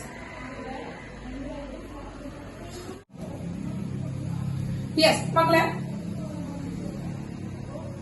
Period first period, second period, third period, fourth, fifth, sixth, seventh, അങ്ങനെ 7 പീരീഡുകളാണുള്ളത്. ദ നമ്പർ ഓഫ് എലമെന്റ്സ്, പീരീഡിൽ എത്ര എലമെന്റ്സ് ഉണ്ടോ നമുക്ക് നോക്കാൻ പോണത്. നമ്പർ ഓഫ് എലമെന്റ്സിന്റെ നമ്പറാണ്. കേട്ടോ. ഈ പീരീഡിലെ എലമെന്റ്സിന്റെ നമ്പറാണ് പറയാൻ പോകുന്നത്. നോക്കുക, ഫസ്റ്റ് പീരീഡില് ആകെ 2 എലമെന്റുകളേ ഉള്ളൂ. ശ്രദ്ധിക്കാം, ഫസ്റ്റ് പീരീഡിൽ ആകെ 2 എലമെന്റുകളുള്ളൂ. ഏതൊക്കെയാണ് മക്കളെ ഫസ്റ്റ് പീരീഡിലുള്ള ആകെ 2 എലമെന്റുകൾ ഏതൊക്കെയാണ്? ഒന്ന് നോക്കി നോക്കൂ. നിങ്ങൾ ഇന്ന് നോക്കി നോക്കൂ. പീരിയോഡിക് ടേബിൾ ഒന്ന് ആലോചിച്ച് നോക്കി നോക്കൂ. Yes, first one hydrogen. Yes, hydrogen, helium. Very good. എന്താണ്? അതുകൊണ്ട് ഫസ്റ്റ് പീരീഡിൽ ആകെ 2 എലമെന്റുകളല്ലോ. ആരാണ്? ഹൈഡ്രജനും ഹീലിയവുമാണ്. സെക്കൻഡ് പീരീഡിൽ എത്ര എലമെന്റുകൾ എന്റെ മക്കൾ കണ്ടിട്ടുണ്ട്? ഒന്ന് ഗസ് ചെയ്ത് നോക്കൂ. ഒന്ന് ആലോചിച്ച് നോക്കി നോക്കി. എത്ര പീരീഡ് എത്ര എലമെന്റുകളെ കണ്ടിട്ടുണ്ട്? എത്ര എലമെന്റുകൾ? രണ്ടാമത്തെ പീരീഡിൽ എത്ര എലമെന്റുകൾ കണ്ടിട്ടുണ്ട്? സെക്കൻഡ് പീരീഡില് ആകെ 8 എലമെന്റുകളേ ഉള്ളൂ. The maximum number of, yes, very good. എന്താണ്? The maximum number of elements in the second period. Second പീരീഡില് 8 എലമെന്റുകളാണ്. യെസ്, സെക്കൻഡ് പീരീഡില് 8 എലമെന്റുകളാണ്. തേർഡ് പീരീഡ് നമ്മൾ നമുക്ക് അറിയാം. ആക്ച്വലി അവിടെ എന്താണ്? 18 ആവേണ്ടതാണ്. യെസ്, തേർഡ് പീരീഡിലും 8 പക്ഷേ 8 എലമെന്റ് ആണ്. തേർഡ് പീരീഡിലും 8 എലമെന്റ് ആണ്. അതെന്താണ്? വൈ ദ തേർഡ് പീരീഡ് കണ്ടേ 8 എലമെന്റ്സ് എന്നുള്ളതിന്റെ റീസൺ ഒക്കെ നമുക്ക് പറയൂ കേട്ടോ. ഇനി ഫോർത്ത് പീരീഡിൽ 18 എലമെന്റ് ആണ്. ഫോർത്ത് പീരീഡിൽ 18 എലമെന്റ് ആണ്. യെസ്. ഫിഫ്ത് പീരീഡിൽ ഓൾസോ എന്താണ്? 18 എലമെന്റ് ആണ്. ഫിഫ്ത് പീരീഡിൽ ഓൾസോ 18 എലമെന്റ് ആണ്. സിക്സ്ത് പീരീഡിൽ എത്രയാണ്? സിക്സ്ത് പീരീഡിൽ എത്രയാണ്? 32 എലമെന്റ് ആണ്. സിക്സ്ത് പീരീഡിൽ. യെസ്, സിക്സ്ത് പീരീഡില് 32 എലമെന്റ് ആണ്. യെസ്, 32 എലമെന്റ് ആണ്. സെവൻത് പീരീഡ് എന്ന് പറയുന്നത് ഇൻകംപ്ലീറ്റ്. കാരണം വീണ്ടും കണ്ടുപിടിച്ചുകൊണ്ടിരിക്കുകയാണ്. അതുകൊണ്ട് ഇൻകംപ്ലീറ്റ് ആയിട്ടുള്ളതാണ് സെവൻത് പീരീഡ് എന്ന് പറയുന്നത്. ക്ലിയർ ആയോ? അപ്പൊ ഇത്രയാണ് എലമെന്റുകൾ. അപ്പൊ ശ്രദ്ധിക്കുക കണ്ടോ, ഇവിടെ ഈ ഒരു സെക്കൻഡ് പീരീഡിലും തേർഡ് പീരീഡിലും 8 എലമെന്റ് ആണ്. ദെൻ അതുപോലെ തന്നെ ഈ ഇവിടെയും എന്താണ്? 18 ആണ് വന്നിരിക്കുന്നത്. അപ്പൊ ഈ ഒരു തേർഡ് പീരീഡില് 8 എലമെന്റുകളെ ഇൻക്ലൂഡ് ചെയ്യും. ആക്ച്വലി ഇത് തേർഡ് എലമെന്റ് നമുക്കറിയാം. ഒരു ഷെല്ലില് തേർഡ് ഷെല്ലിൽ നമ്മൾ നോക്കുമ്പോൾ 2n² എന്ന രീതിയിൽ തേർഡ് ഷെല്ലില് 18 ഇലക്ട്രോൺസ് ആണ് ഫില്ല് ചെയ്യേണ്ടത്. തേർഡ് ഷെല്ലിൽ 18 ഇലക്ട്രോൺസ് ആണ് ഫില്ല് ചെയ്യേണ്ടത്. അതുപോലെ അതിന് കറസ്പോണ്ടിങ് ആയിട്ട് തേർഡ് പീരീഡിലും 18 എലമെന്റ്സ് ആണ് കറസ്പോണ്ടിങ് ആയിട്ട് വരേണ്ടത്. പക്ഷെ ഈ 18 എലമെന്റ്സിന് പകരം 8 എലമെന്റ്സ് വരാനുള്ള കാരണം എന്താണെന്ന് വെച്ച് കഴിഞ്ഞാല് നമുക്കറിയാം, നമ്മള് ഇത് ഇലക്ട്രോണിക് കോൺഫിഗറേഷൻ ഫില്ലിംഗ് നമ്മൾ പഠിച്ചതാണ്. ഇലക്ട്രോണിക് കോൺഫിഗറേഷൻ ഫില്ലിംഗ് എങ്ങനെയാണ് നമ്മളോട് പറഞ്ഞിരിക്കുന്നത്? ഓഫ് പ്രിൻസിപ്പിൾ അനുസരിച്ച് എങ്ങനെയാണ് പറഞ്ഞിരിക്കുന്നത്? ഓഫ് പ്രിൻസിപ്പിൾ അനുസരിച്ച് എന്താണ്? Increasing order of their energy increase ചെയ്യുന്ന ഓർഡറിലാണ് അറേഞ്ച് ചെയ്യാൻ പറഞ്ഞിരിക്കുന്നത്. അങ്ങനെ എനർജി ഇൻക്രീസ് ചെയ്യുന്ന ഓർഡർ നമുക്ക് പറയുമ്പോൾ നമ്മൾ പറഞ്ഞു 3p കഴിഞ്ഞ് കഴിഞ്ഞാൽ ആക്ച്വലി 3p6 കഴിഞ്ഞ് കഴിഞ്ഞാൽ ആക്ച്വലി എന്താണ്? 3Dയിലേക്ക് പോകുന്നതിന് മുമ്പ് എവിടേക്ക് പോയി? 4sലേക്ക് പോയി. അല്ലെ മക്കളെ?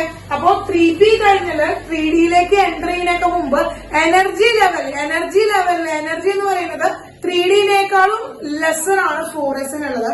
അതുകൊണ്ട് 3pന് ശേഷം 4sലേക്കാണ് പോയത്. നമ്മൾ പറഞ്ഞു ഇതിന്റെ n+l വാല്യൂ എത്രയാണ്? n+l 4 ആണ്. ഇതിന് n+l വാല്യൂ 5 ആണ്. ഇതിന് n+l വാല്യൂ 4 ആണ്. അപ്പോ 3pക്ക് ശേഷം 4sലാണ് ഇലക്ട്രോൺ ഫില്ല് ചെയ്തത്. അതൊന്നും പഠിച്ചതാണ്, ഭംഗിയായി പഠിച്ചതാണ് അല്ലെ? അതൊക്കെ നമ്മൾ ഭംഗിയായി പഠിച്ചതാണ്. നമ്മൾ ഇലക്ട്രോണിക് കോൺഫിഗറേഷൻ എഴുതുന്ന റൂളുകൾ നമ്മൾ ഓൾറെഡി പറഞ്ഞു കഴിഞ്ഞതാണ്. അപ്പോ അങ്ങനെ 3Pയിലേക്ക് പോയി കഴിഞ്ഞിട്ട് 3Dയിലേക്ക് എൻ്റർ ചെയ്യുന്നതിന് പകരം ഇലക്ട്രോൺസ് ആദ്യം കടന്നത് എവിടേക്കാ? 4sലേക്കാണ്. അപ്പൊ 4sലേക്ക് പോയ പ്രിൻസിപ്പൽ ക്വാണ്ടം നമ്പർ മാറിയില്ലേ? യെസ്, പ്രിൻസിപ്പൽ ക്വാണ്ടം നമ്പർ മാറിക്കഴിഞ്ഞാൽ അവർ എവിടെ നിന്നാണ്? തേർഡ് പീരീഡിലെ വരേണ്ട ആ എലമെന്റുകള് 4sലേക്ക് പോയത് കൊണ്ട് അവൻ ഇവിടേക്ക് ചാടി, മക്കളെ 4ലേക്ക് ചാടി. അപ്പൊ 18 എലമെന്റ് ആണ് ആക്ച്വലി തേർഡ് പീരീഡിൽ വരേണ്ടത്. പക്ഷെ 4sൽ ഫില്ലിംഗ് 3Dനേക്കാൾ ഫസ്റ്റ് 4sൽ ഫില്ല് ചെയ്തതുകൊണ്ടാണ് അവരെ തൊട്ട് അപ്പുറത്തെ പീരീഡിലേക്ക് ചാടാനുള്ള കാരണം. ക്ലിയർ ആയോ?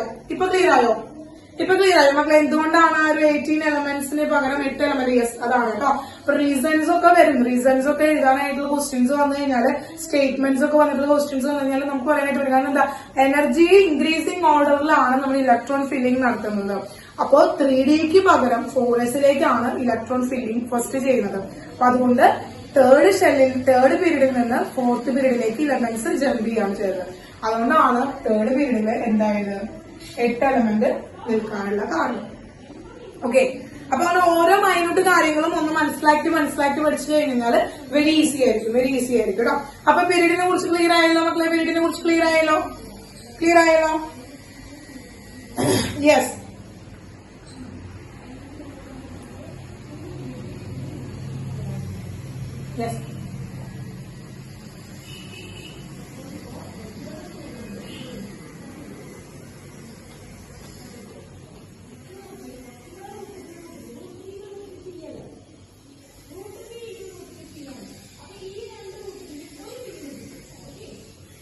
യെസ്, അടുത്ത പീരിയോഡിക് ടേബിളിന്റെ starting elements and ending elements.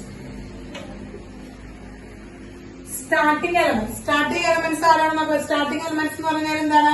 Group 1 ആണ്. എൻഡിങ് എലമെന്റ്സ് ഏതാണ് മക്കളെ? എൻഡിങ് എലമെന്റ്സ് ഏതാണ്? എത്രാമത്തെ ഗ്രൂപ്പ് നമ്പർ ആണ്? Group number 80. യെസ്. അപ്പോ ഏതൊക്കെയാണ് സ്റ്റാർട്ടിംഗ് എലമെന്റ്സ്? ഏതൊക്കെയാണ്? Hydrogen, lithium, sodium, potassium, then rubidium, caesium, francium. ഇത്രയാണ് എന്താണ് മക്കളെ സ്റ്റാർട്ടിംഗ് എലമെന്റ്സ് എന്ന് പറയുന്നത്. സ്റ്റാർട്ടിംഗ് എലമെന്റ്സ് ക്ലിയർ ആയോ?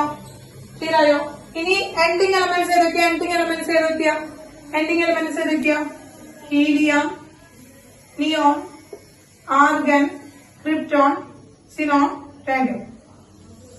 ഓക്കെ, അപ്പോ ഇവരാണ് സ്റ്റാർട്ടിംഗ് എലമെന്റ്സും എൻഡിങ് എലമെന്റ്സും. അപ്പൊ സ്റ്റാർട്ടിംഗ് എലമെന്റ്സിനെ കുറിച്ച് നമ്മൾ പഠിച്ചു, എൻഡിങ് എലമെന്റ്സിനെ കുറിച്ചും പഠിച്ചു. സ്റ്റാർട്ടിംഗ് എലമെന്റ്സിനെ കുറിച്ചും പഠിച്ചു, എൻഡിങ് എലമെന്റ്സിനെ കുറിച്ചും. സ്റ്റാർട്ടിംഗ് എലമെന്റ്സ് എന്ന് പറയുന്നത് ആരാണ് മക്കളെ? ആൽക്കിലി മെറ്റൽ ആണ്. ഇവരെന്ന് പറയുന്നത് എൻഡിങ് എലമെന്റ്സ് എന്ന് പറയുന്നത് നോബിൾ ഗ്യാസസ് ആണ്. അല്ലെങ്കിൽ ഇനേർട്ട് എലമെന്റ്സ് എന്ന് പറയുന്നത് ഇനേർട്ട് ഗ്യാസ് എന്ന് പറയും. പിന്നെ പറയുന്നത് ഇനേർട്ട് ഗ്യാസ് എന്ന് പറയുന്നത് അതിന്റെ ഉത്കൃഷ്ടവാതകങ്ങൾ എന്നൊക്കെ നമ്മൾ കേട്ടിട്ടുണ്ടായിരിക്കും. അതിന്റെ ഫ്രണ്ടിൽ വരുന്ന ആൾക്കാരാണ്. അപ്പൊ ഓരോ എലമെന്റിനെയും നമ്മൾ എന്ത് ചെയ്ത് വെച്ചിരിക്കുകയാണ്? നമ്മളിങ്ങനെ ചാർട്ട് ചെയ്ത് വെച്ചിരിക്കുകയാണ്. ഇതാണ് ഓരോ പീരീഡ്, ഓരോ ഗ്രൂപ്പ് വൈസ് ആണ്. അപ്പൊ മക്കളെ ഇതിന്റെ ലാസ്റ്റ് എൻഡിങ് ആയിട്ടുള്ള ഇതിന്റെ ഇലക്ട്രോണിക് കോൺഫിഗറേഷൻ വരികയാണെങ്കിൽ ഇത് 1s1 ആണ്, ഇത് 2s1 ആണ്, 3s1 ആണ്, 4s1, 5s1, 6s1, 7s1. ഇതാണ് ending electronic configuration. Last ending electronic configuration. അപ്പൊ നോക്കാം, എല്ലാത്തിലും ഇലക്ട്രോൺ ഫില്ലിംഗ് എന്ന് പറയുന്നത് എത്രയാണ് മക്കളെ? 1 ആണ് ഇതിന്റെ എൻഡിങ് ആയിട്ടുള്ള ഇലക്ട്രോണിക് കോൺഫിഗറേഷൻ എന്ന് പറയുന്നത്. 1 ഇലക്ട്രോൺ ആണ് എല്ലാവരുടെ കയ്യിലും അവസാനിക്കുന്നത്. ഇതിന്റെ ടോട്ടൽ വാലൻസി എന്ന് പറയുന്നത് എന്താണ്? വാലൻസി എന്ന് പറയുന്നത് 1 ആണ്. വാലൻസി 1 ഉള്ള എലമെന്റ്സ് ആണ് എന്ന് പറയുന്നത് നമ്മുടെ അൽക്കിലി മെറ്റൽസ് എന്ന് പറയുന്നത്. അപ്പൊ വാലൻസി ഒരുപോലെ വരുന്നു. അതുപോലെ തന്നെ എലമെന്റുകള് ഇലക്ട്രോൺസ് 1 ആണ്. ലാസ്റ്റ് സബ്ഷെല്ലിൽ വന്നിരിക്കുന്നത്, സബ്ഷെല്ലിൽ വന്നിരിക്കുന്നത് ഇലക്ട്രോൺസ്, ഒരു ഇലക്ട്രോൺസേ ഉള്ളൂ. അങ്ങനെ കുറേ സെയിം പ്രോപ്പർട്ടീസ് ഉള്ള, ഫിസിക്കൽ പ്രോപ്പർട്ടീസ് ഉള്ള, കെമിക്കൽ പ്രോപ്പർട്ടീസ് ഉള്ള ആളുകളെ ഒരു ഗ്രൂപ്പിലാക്കി വെച്ചിരിക്കുകയാണ്. ഒരു ഗ്രൂപ്പിലാക്കി വെച്ചിരിക്കുകയാണ്. ദെൻ ഇതുപോലെ നമ്മൾ ഇവിടെ പറയുകയാണെങ്കിൽ എന്താണ് 1s2, 2s2, 2p6, 3s2, 3p6, 4s2, 4p6, 5s2, 5p6, 6x2, 6p6. Then seventh എലമെന്റിനെ നമ്മൾ കണ്ടുപിടിച്ചിട്ടുണ്ട്. പക്ഷെ അതിന്റെ നെയിമിംഗ് ഒന്നും നമുക്ക് പഠിക്കാനില്ല. അപ്പൊ ഇത്രയാണ് ചാർട്ട് ചെയ്ത് വെക്കാനുള്ളത് കേട്ടോ. അതാണ് അതിന്റെ ഇലക്ട്രോണിക് കോൺഫിഗറേഷൻ.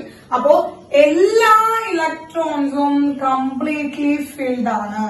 കംപ്ലീറ്റ്ലി ഫിൽഡ് ആയിട്ടുള്ള ഇലക്ട്രോണിക് കോൺഫിഗറേഷൻ ആണ്. അതായത് വാലൻസി എത്രയാണ്? വാലൻസി എത്രയാണ്? ഒക്ടറ്റ് കംപ്ലീറ്റ് ആക്കാനായിട്ട് എത്ര ഇലക്ട്രോൺസിന് കൊടുക്കുകയും വാങ്ങുകയും വേണം ഇങ്ങനെ? എത്ര electronic configuration? Yes, electronic configuration complete ചെയ്യാൻ വേണ്ടി 0 ഇലക്ട്രോൺസ്. യെസ്, വാലൻസി 0 ആണ്. വാലൻസി 0 ആണ്. വാലൻസി 0 ആണ്. യെസ്.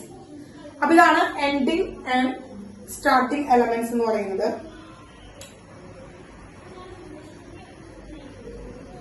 അപ്പോ ഇതിന് ജസ്റ്റ് ടീച്ചർ ഒരു ന്യൂമോണിക്സ് ആയിട്ട് എന്റെ മക്കൾക്ക് പറയുകയാണെങ്കിൽ, ജസ്റ്റ് ഇതിനൊരു സോങ് പറയുകയാണെങ്കിൽ, എങ്ങനെ പറയുകയാണെങ്കിൽ, ഹായ് ലീന की, हाय लीना की रूबी से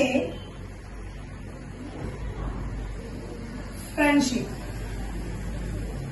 നമുക്ക് മക്കളെ ജസ്റ്റ് ആ ഒരു ഗ്രൂപ്പിന്റെ പേര് പഠിക്കാണ്. Hi hydrogen, Leena for lithium and sodium, കീ പൊട്ടാസ്യം, റുബി എന്ന് പറയുമ്പോൾ റുബീഡിയം, RB പറയാം. എന്താണ് സീസിയം ആൻഡ് ഫ്രണ്ട്ഷിപ്പ് ഫ്രാൻസിയം. കേട്ടോ മക്കളെ, ഒരു ന്യൂമോണിക്സ് ആണ്. ഒരു ന്യൂമോണിക്സ് പറഞ്ഞേ ഉള്ളൂ. എന്താണ്? ഹായ് ലീന की रूबी से ഫ്രണ്ട്ഷിപ്പ്. ഹായ് ലീന की रूबी से ഫ്രണ്ട്ഷിപ്പ്. എങ്ങനെയുണ്ട്? അപ്പൊ ആ ഫസ്റ്റ് ഗ്രൂപ്പ് എലമെന്റ്സ് നിങ്ങൾക്ക് ഓർത്ത് വെക്കാനായിട്ട് എളുപ്പമല്ലേ? മക്കളെ? യെസ്. അപ്പൊ എന്താണ്? ഹായ് ലീന की रूबी से ഫ്രണ്ട്ഷിപ്പ്. ഓക്കെ. അപ്പൊ നിങ്ങൾ ഈ ഒരു സെന്റൻസ് അങ്ങോട്ട് പഠിച്ചു കഴിഞ്ഞാൽ ആ ഫസ്റ്റ് ഗ്രൂപ്പ് എലമെന്റ്സ് നിങ്ങൾക്ക് ഓർമ്മയിൽ വരും. അപ്പൊ അങ്ങനെ ബൈഹാർട്ട് ട്രിക്സിലൂടെ ബൈഹാർട്ട് ചെയ്ത് വെക്കുക മക്കളെ. നിങ്ങൾ ഓർഡർ കാണാപ്പാടെ പഠിച്ചു വെക്കുമ്പോ ഏതെങ്കിലും ഒന്ന് വിട്ടുപോയി കഴിഞ്ഞാൽ നിങ്ങൾ വിട്ടുപോകും. അപ്പൊ ഒരു സെന്റൻസ് വൈസ് പഠിച്ചു വെച്ച് കഴിഞ്ഞാൽ തീർച്ചയായിട്ടും നിങ്ങൾക്ക് ഓർമ്മ ഉണ്ടാവും. അപ്പൊ ഇത് ഫസ്റ്റ് ഗ്രൂപ്പിന്റെ ലേണിംഗ് ട്രിക്സ് ആണ്. എന്താണ്? ഒരു ലേണിംഗ് ട്രിക്ക് ആണ് കേട്ടോ. യെസ്, ഒരു ലേണിംഗ് ട്രിക്ക് ആണ്. ഹായ് ലീന की रूबी से फ्रेंडशिप. ഹായ് ലീന की रूबी से फ्रेंडशिप. ഓക്കെ.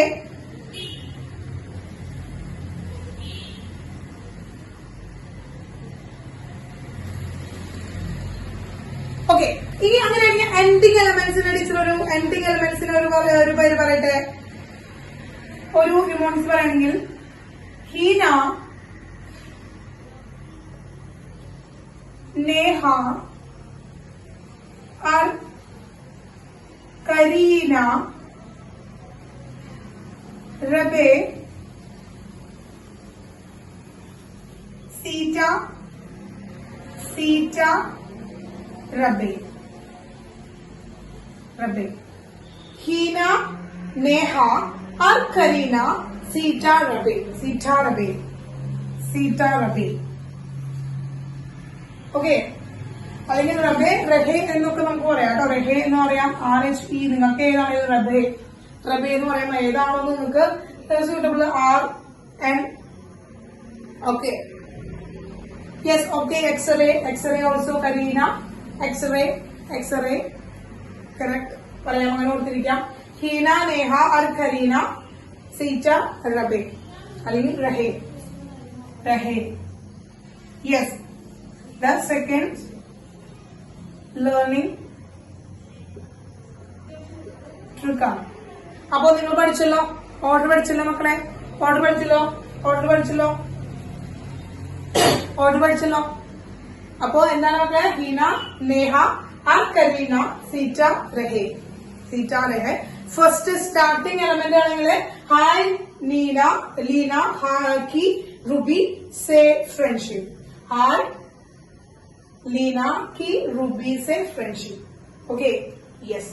അപ്പോ സ്റ്റാർട്ടിംഗ് എലമെന്റ്സും എൻഡിങ് എലമെന്റ്സും നിങ്ങൾ പഠിച്ചു കഴിഞ്ഞു. ആ ഒരു പീരീഡ് ആ ഒരു ഗ്രൂപ്പ് വൈസ് ആണ് പഠിച്ചിരിക്കുന്നത്. ഗ്രൂപ്പ് വൈസ് തന്നെ പഠിച്ചു വെക്കാം കേട്ടോ. കാരണം നമ്മൾ ഇതിന്റെ പ്രോപ്പർട്ടീസ് അതുപോലെ തന്നെ കെമിക്കൽ പ്രോപ്പർട്ടീസ് ആയാലും ഫിസിക്കൽ പ്രോപ്പർട്ടീസ് ആയാലും പീരിയോഡിസിറ്റി ആയാലും നിങ്ങൾക്ക് ഓർത്ത് വെക്കാനും അറേഞ്ച് ചെയ്യാനും അതിന്റെ ഓർഡറുകൾ എഴുതാനും ഒക്കെ നിങ്ങളെ ഹെൽപ്പ് ചെയ്യണമെങ്കിൽ ഇങ്ങനെ ഓർഡർ ആയിട്ട് എന്താണ് പഠിക്കണം, ഗ്രൂപ്പ് വൈസ് ആയിട്ട് പഠിക്കണം. കാരണം ഇനി ഗ്രൂപ്പ് വൈസിലാണ് നമ്മൾ പീരിയോഡിസിറ്റി പഠിക്കാനായിട്ട് പോകുന്നത്. അപ്പൊ ഗ്രൂപ്പ് വൈസിനാണ് ഇമ്പോർട്ടൻസ് ഉള്ളത്. കാരണം ഓരോ പ്രോപ്പർട്ടി ഉള്ള ഗ്രൂപ്പ് എലമെന്റ്സിനെ നമ്മൾ ഒരുമിച്ച് ഓരോ ഗ്രൂപ്പ് ആക്കി വെച്ചിരിക്കുക. അപ്പൊ ആ ഒരു പ്രോപ്പർട്ടി മൊത്തം പഠിക്കാനായിട്ട് അവർ ഓർഡർ പഠിക്കാനായിട്ട് നമ്മൾ ഇങ്ങനെ പഠിച്ചു വെക്കണം കേട്ടോ. ഇങ്ങനെ ഓരോ പീരീഡ് ഗ്രൂപ്പ് വൈസ് ആയിട്ട് പഠിച്ചു വെച്ചാൽ മാത്രമേ നമുക്ക് എളുപ്പമായിട്ട് പഠിക്കാനായിട്ട് പറ്റുള്ളൂ. ഓക്കെ, എളുപ്പമായിട്ട് പഠിക്കാൻ പറ്റുള്ളൂ. അപ്പൊ നമ്മൾ എന്താണ് 18 ഗ്രൂപ്പിലെ 2 ഗ്രൂപ്പ് എലമെന്റ്സ് പഠിച്ചു കഴിഞ്ഞു. 2 ഗ്രൂപ്പ് എലമെന്റ്സ് പഠിച്ചു കഴിഞ്ഞു. ഇനി 16 ഗ്രൂപ്പ് എലമെന്റ്സ്, 16 എലമെന്റുകളുണ്ട്. അതിന് നമ്മുടെ ഡി ബ്ലോക്സിന് നമ്മൾ മാറ്റി വെക്കും. ഡി ബ്ലോക്സ് നമുക്ക് ആവശ്യമില്ല. ബാക്കിയുള്ളതും ഡി ബ്ലോക്കിന് നമ്മൾ മാറ്റി വെക്കണം. കാരണം ഡി ബ്ലോക്കിന് പഠിക്കേണ്ട ആവശ്യമില്ല എന്ന് പറയാനുള്ള കാരണം എന്ന് പറയുന്നത് അത് നമ്മൾ നെക്സ്റ്റ് ഇയറിലാണ് പഠിക്കുന്നത്. അപ്പൊ എല്ലാം കൂടി ഈ ഇയറിൽ പഠിച്ചു വെച്ച് കഴിഞ്ഞാൽ പിന്നെ അടുത്ത നമുക്ക് പണിയില്ലാണ്ടാവില്ല. അപ്പൊ അതുകൊണ്ട് D block elements and F block elements നമുക്ക് പഠിക്കുന്നില്ല. എസ് ആൻഡ് പി ആണ് നമുക്ക് പഠിക്കാനുള്ളത് കേട്ടോ. അപ്പൊ ഇത്രയും കിട്ടിയില്ലേ മക്കളെ? ഇത്രയും കിട്ടിയില്ലേ? അപ്പൊ ഇതൊന്ന് വേഗം നോട്ട് ചെയ്തേ, വേഗം നോട്ട് ചെയ്തേ, വേഗം നോട്ട് ചെയ്തേ. യെസ്, ഓക്കെ മക്കളെ. ഇനി ബാക്കി ആ ഒരു 6 ഗ്രൂപ്പുകൾ, ബാക്കി കുറച്ച് ഗ്രൂപ്പുകൾ ഉണ്ടെന്ന് പറയില്ലേ, അവരുടെ നമുക്ക് നെക്സ്റ്റ് ക്ലാസ്സിൽ പഠിക്കാം. അതിന് മുമ്പായിട്ട് നമുക്ക് പഠിക്കേണ്ട ഒരു കാര്യം എന്ന് പറഞ്ഞു കഴിഞ്ഞാല് ഈ പീരിയോഡിക് ടേബിളിനെ 4 ഗ്രൂപ്പ്സ് ആക്കിയിട്ട്, അല്ലെങ്കിൽ 4 സെക്ഷൻസ് ആക്കിയിട്ടാണ് മാറ്റി വെച്ചിരിക്കുന്നത്. പീരിയോഡിക് ടേബിളിനെ, മോഡേൺ പീരിയോഡിക് ടേബിളിനെ, മോഡേൺ പീരിയോഡിക് ടേബിൾ ഉണ്ടല്ലോ, മോഡേൺ പീരിയോഡിക് ടേബിളിനെ 4 സെക്ഷൻസ് ആക്കിയിട്ടാണ് മാറ്റി വെച്ചിരിക്കുന്നത്. 4 സെക്ഷൻസ് ആയിട്ട് നമ്മളൊരു സ്കൂളിൽ പോയി കഴിഞ്ഞാൽ നമുക്കറിയാം അല്ലെ, ഒരു സ്കൂളിൽ പോയി കഴിഞ്ഞാൽ എന്താണ്, സ്കൂളിൽ ഇപ്പോ നമ്മുടെ ഹയർ സെക്കൻഡറി വരെ ഉണ്ടെങ്കിൽ UP സെക്ഷൻ ഉണ്ടായിരിക്കും, LP സെക്ഷൻ ഉണ്ടായിരിക്കും, UP സെക്ഷൻ ഉണ്ടായിരിക്കും, ഹൈസ്കൂൾ സെക്ഷൻ ഉണ്ടായിരിക്കും, ദെൻ അതുപോലെ തന്നെ ഹയർ സെക്കൻഡറി സെക്ഷൻ ഉണ്ടായിരിക്കും. ഉറപ്പല്ലേ മക്കളെ?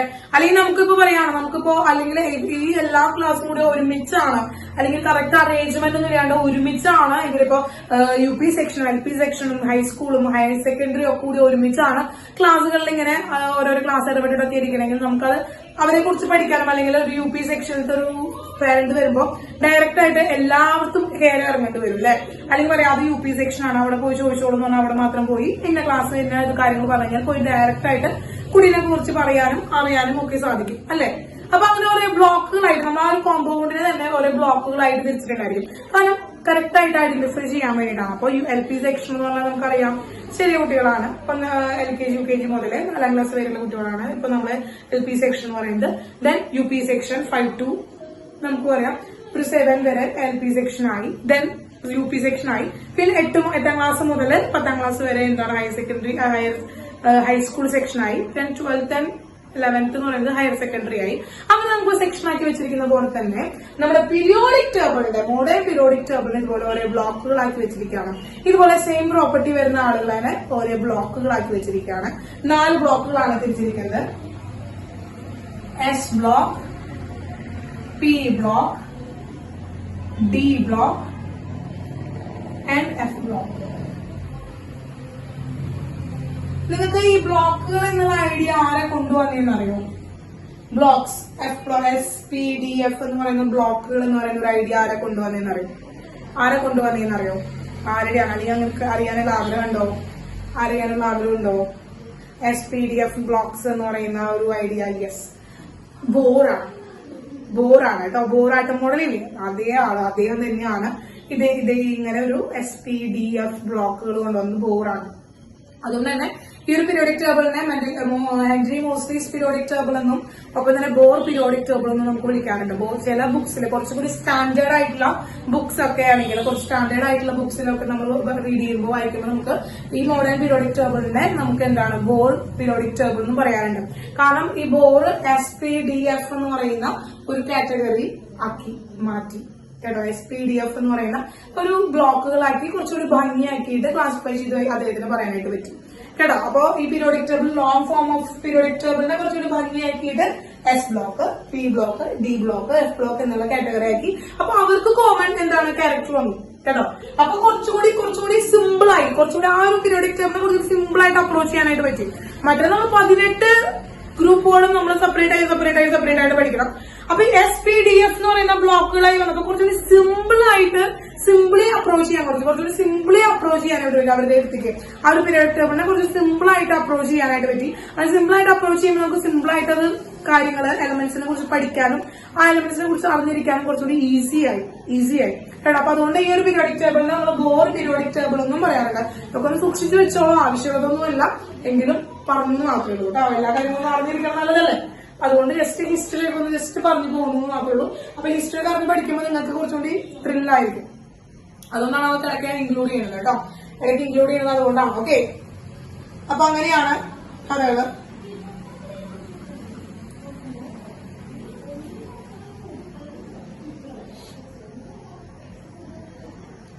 യെസ്,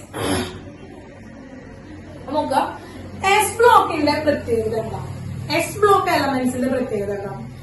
എന്താണ് എസ് ബ്ലോക്ക് എലമെന്റ്സിന്റെ പ്രത്യേകത എന്ന് വെച്ച് കഴിഞ്ഞാൽ സിമ്പിൾ ആയിട്ട് പറയുകയാണെങ്കിൽ the last electron enter into the S subshell. S സബ്ഷെല്ലിലാണ് എൻറ്റർ ചെയ്യുന്നത്. അതായത് ഔട്ടർ മോസ്റ്റ് ഷെൽ എന്ന് പറയുന്നത് outermost shell, S subshell in the outermost shell. Outermost shell S subshell ആണ് പോയിട്ട് എൻ്റർ ചെയ്യുന്നത്. The last electron enter into the S subshell in the outermost shell. outermost shell ഏറ്റവും പുറത്ത് കിടക്കുന്ന ഷെല്ലിന്റെ S subshell കയറിയിട്ടാണ് ലാസ്റ്റ് ഇലക്ട്രോൺ ഇരിക്കുന്നത്.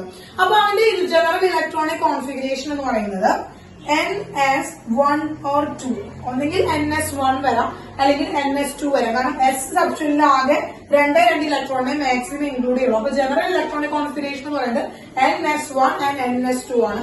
അതുകൊണ്ട് തന്നെ രണ്ട് ഗ്രൂപ്പുകളാണ്, ഗ്രൂപ്പ് 1ഉം ഗ്രൂപ്പ് 2 ആണ് എസ് ബ്ലോക്ക് എലമെന്റ്സ് എന്ന് പറയുന്നത്. Group 1 and group 2, G1 and G2 എന്ന് അതാണ് കേട്ടോ. Group 1 G1 and group 2 G2 കേട്ടോ മക്കളെ. അപ്പൊ എന്താണ് എസ് ബ്ലോക്ക് എലമെന്റ്സ് എന്ന് ക്ലിയർ ആയല്ലോ. എന്താണ് എസ് ബ്ലോക്ക് എലമെന്റ്സ് എന്ന് കേട്ടല്ലോ. എന്താണ് എസ് ബ്ലോക്ക് എലമെന്റ്സ് എന്ന് പറയുന്നത്? എന്താണ് അവരുടെ ലാസ്റ്റ് ഇലക്ട്രോൺസ് എന്ന് പറയുന്നത് enter into the S subshell. S subshell in the outermost shell. Outermost ഷെല്ലിന്റെ എസ് സബ്ഷെല്ലിൽ പോയിട്ടാണ് ഇലക്ട്രോൺ ഇരിക്കുന്നുണ്ടാവുക. General electronic configuration, outermost general electronic configuration എന്ന് പറയുന്നത് NS1 to 2 ആണ്. ഒന്നുകിൽ NS1 വരാം. അപ്പോ G1 ഗ്രൂപ്പ് 1ന്റെ NS1 ആയിരിക്കും, ഗ്രൂപ്പ് 2ന്റെ NS2 ആയിരിക്കും ഇലക്ട്രോണിക് കോൺഫിഗറേഷൻ എൻഡ് ചെയ്യുന്നുണ്ടായിരിക്കും. അപ്പൊ പി ബ്ലോക്ക് എലമെന്റ്സ് എന്ന് വെച്ചാൽ എന്തായിരിക്കും? പി ബ്ലോക്ക് എന്ന് പറഞ്ഞാൽ എന്തായിരിക്കും? The last electron enter into P subshell. P സബ്ഷെല്ലാണ് എൻറ്റർ ചെയ്യുന്നത്. ജനറൽ ഇലക്ട്രോണിക് കോൺഫിഗറേഷൻ എന്തായിരിക്കും? NS2 NP126 വരും. NS2 NP126, പിയിൽ 1 വരാം, പിയിൽ 2 വരാം, പിയിൽ 3 വരാം, 1 to 6 വരെ വരാം. 1 to 6 വരെ വരാം. ക്ലിയർ ആയോ? 1 to 6 വരെ വരാം. Okay, P block elements clear ആയോ? യെസ്. ഇതിന്റെ ഗ്രൂപ്പ് എന്ന് പറയുന്നത് ഗ്രൂപ്പ് 13 to ഗ്രൂപ്പ് 18 വരെയാണ്. ഗ്രൂപ്പ് 13 to ഗ്രൂപ്പ് 18 വരെയാണ് ഇതിന്റെ ഒരു ലെങ്ത് എന്ന് പറയുന്നത്. പി ബ്ലോക്ക് എലമെന്റ്സിന്റെ ഒരു ലെങ്ത് എന്ന് പറയുന്നത് 13ാമത്തെ എലമെന്റ്, 14ാമത്തെ എലമെന്റ്, 13ാമത്തെ ഗ്രൂപ്പ്, 14ാമത്തെ ഗ്രൂപ്പ്, 15ാമത്തെ ഗ്രൂപ്പ്, 16, 17, 18 അങ്ങനെ 6 ഗ്രൂപ്പുകളാണ്. 6 ഗ്രൂപ്പുകളാണ് ഏതിലുള്ളത്? പി ബ്ലോക്കിലുള്ളത്, പി ബ്ലോക്ക് എലമെന്റ്സിലുള്ളത്. ക്ലിയർ ആയോ? യെസ്. അടുത്തത് ഡി ബ്ലോക്ക് എലമെന്റ് ആണ്. last electron enter into D subshell. Last electron D സബ്ഷെല്ലിലാണ് എൻ്റർ ചെയ്യുന്നത്. ഇതിന്റെ ജനറൽ ഇലക്ട്രോണിക് കോൺഫിഗറേഷൻ എന്ന് പറയുന്നത് NS2 N-1 D1 to 10. NS2 N-1 D1 to 10 ആണ് ഇലക്ട്രോണിക് കോൺഫിഗറേഷൻ വരുന്നത്. NS2 N-1 D1 to 10. D1 to 10. Clear ആയോ മക്കളെ? D1 to 10. ക്ലിയർ? യെസ്. അപ്പോ ഇതെന്ന് പറയുന്നത് ഗ്രൂപ്പ് 3 to ഗ്രൂപ്പ് 12 വരെയാണ് ബാക്കിയുള്ളത്. ഗ്രൂപ്പ് 3 to ഗ്രൂപ്പ് 12 വരെയുള്ള എലമെന്റുകളാണ് ഏതിൽ വരുന്നത്? ഗ്രൂപ്പ് 3 to ഗ്രൂപ്പ് 12 വരെയുള്ള എലമെന്റുകളാണ് ഏതിൽ ഇൻക്ലൂഡ് ചെയ്തിരിക്കുന്നത്, ഡി ബ്ലോക്ക് എലമെന്റ്സിൽ ഇൻക്ലൂഡ് ചെയ്തിരിക്കുന്നത്. ഇനി എഫ് ബ്ലോക്ക് എലമെന്റ്സ് എന്ന് പറയുമ്പോൾ എഫ് ബ്ലോക്ക് എലമെന്റ്സ് എന്ന് പറയുന്നത് the last electron enter into F subshell. F സബ്ഷനിലാണ് എൻറ്റർ ചെയ്യുന്നത്. ഗ്രൂപ്പ് തേർഡ് ഗ്രൂപ്പ് എലമെന്റ്സ് ആണ് കംപ്ലീറ്റ് ആയിട്ടാണ് എഫ് ബ്ലോക്ക് എലമെന്റ്സ് ആയിട്ടിരിക്കുന്നത് കേട്ടോ. എഫ് ബ്ലോക്ക് എലമെന്റ്സ് ആയിട്ടിരിക്കുന്നത് ക്ലിയർ ആയോ? എഫ് ബ്ലോക്ക് എലമെന്റ്സ് ആയിട്ടിരിക്കുന്നത്. ഓക്കെ, യെസ്, വേഗം നോട്ട് ചെയ്തോളൂ. യെസ്, എഫ് ബ്ലോക്കിന്റെ ഇലക്ട്രോണിക് കോൺഫിഗറേഷൻ വേണ്ടേ? ഇലക്ട്രോണിക് കോൺഫിഗറേഷൻ പറയുന്നത് ഒരു ലെങ്തി ആയിട്ടുള്ളതാണ്. n-2 F2 0 to 40 n-1 D 1 0 to 1 and ns 1 to 2 ns 2. Okay, yes, ഇതാണ് ഇലക്ട്രോണിക് കോൺഫിഗറേഷൻ എന്ന് പറയുന്നത്. n-2 F 0 to 40 n-1 D 0 to 1 and ns2. അതാണ് last outer most electronic configuration for the F block എന്ന് പറയുന്നത്. F block എന്ന് പറയുന്നത് കിട്ടിയില്ല മക്കളെ? ഗ്രൂപ്പ് 3 എലമെന്റ്സ് ആണ് മൊത്തമായിട്ട് എഫ് ബ്ലോക്ക് എലമെന്റ്സിൽ വരുന്നത്. അങ്ങനെ ടോട്ടൽ ആയിട്ട് ഒരു പീരിയോഡിക് ടേബിൾ ആണ്. പീരിയോഡിക് ടേബിളിനെ വീണ്ടും നമ്മൾ വീണ്ടും സബ് ഡിവിഷൻസ് ആയിട്ട് ക്ലാസിഫൈ ചെയ്ത് വെച്ചിരിക്കുകയാണ്. S block elements, P block elements, T block elements, F block elements. Clear ആയല്ലോ? ക്ലിയർ മക്കളെ? ഇനി ഓരോ ബ്ലോക്കുകളെ കുറിച്ച് നമ്മൾ പഠിക്കും. അതുപോലെ ഓരോ ബ്ലോക്കുകളുടെ പ്രോപ്പർട്ടീസ് കുറിച്ച് പഠിക്കും. അവരുടെ എലമെന്റ്സുകളെ കുറിച്ച് പഠിക്കും. ആ എലമെന്റ്സുകളുടെ ഓർഡർ പഠിക്കും. നമ്മള് അതിന്റെ പീരിയോഡിസിറ്റി പഠിക്കും. അങ്ങനെ നീണ്ടു നിവർന്ന് പഠിക്കാനായിട്ട് കിടക്കുന്നുണ്ട്. പക്ഷെ പഠിക്കാൻ വളരെ സിമ്പിൾ ആയിട്ടും സ്കോർ ചെയ്യാൻ വളരെ എളുപ്പമായിട്ടുള്ള ഒരു ചാപ്റ്റർ ആണിത്. വളരെ വെറും കൺസെപ്റ്റുകൾ മാത്രം വരുന്ന ഒരു ചാപ്റ്റർ ആണ്. ഓക്കെ, യെസ്, നോട്ട് ചെയ്തില്ലേ മക്കളെ? എന്തെങ്കിലും ഡൗട്ട് ഉണ്ടോ? ഇതുവരെ പറഞ്ഞതിൽ എന്തെങ്കിലും ഡൗട്ടുകളുണ്ടോ? ഏതെങ്കിലും ഒരു ഡൗട്ട്, എന്തെങ്കിലും കാര്യങ്ങളും ഒന്നുകൂടി ജസ്റ്റ് പറയണമെന്നോ അങ്ങനെ എന്തെങ്കിലും ആർക്കെങ്കിലും എന്തെങ്കിലും പറയുമോ കേട്ടോ? എന്തെങ്കിലും പറയെങ്കിൽ എന്തെങ്കിലും ഒരു കാര്യങ്ങൾ എന്തെങ്കിലും പറയാനോ എന്തെങ്കിലും ഉണ്ടെങ്കിൽ ഓക്കെ.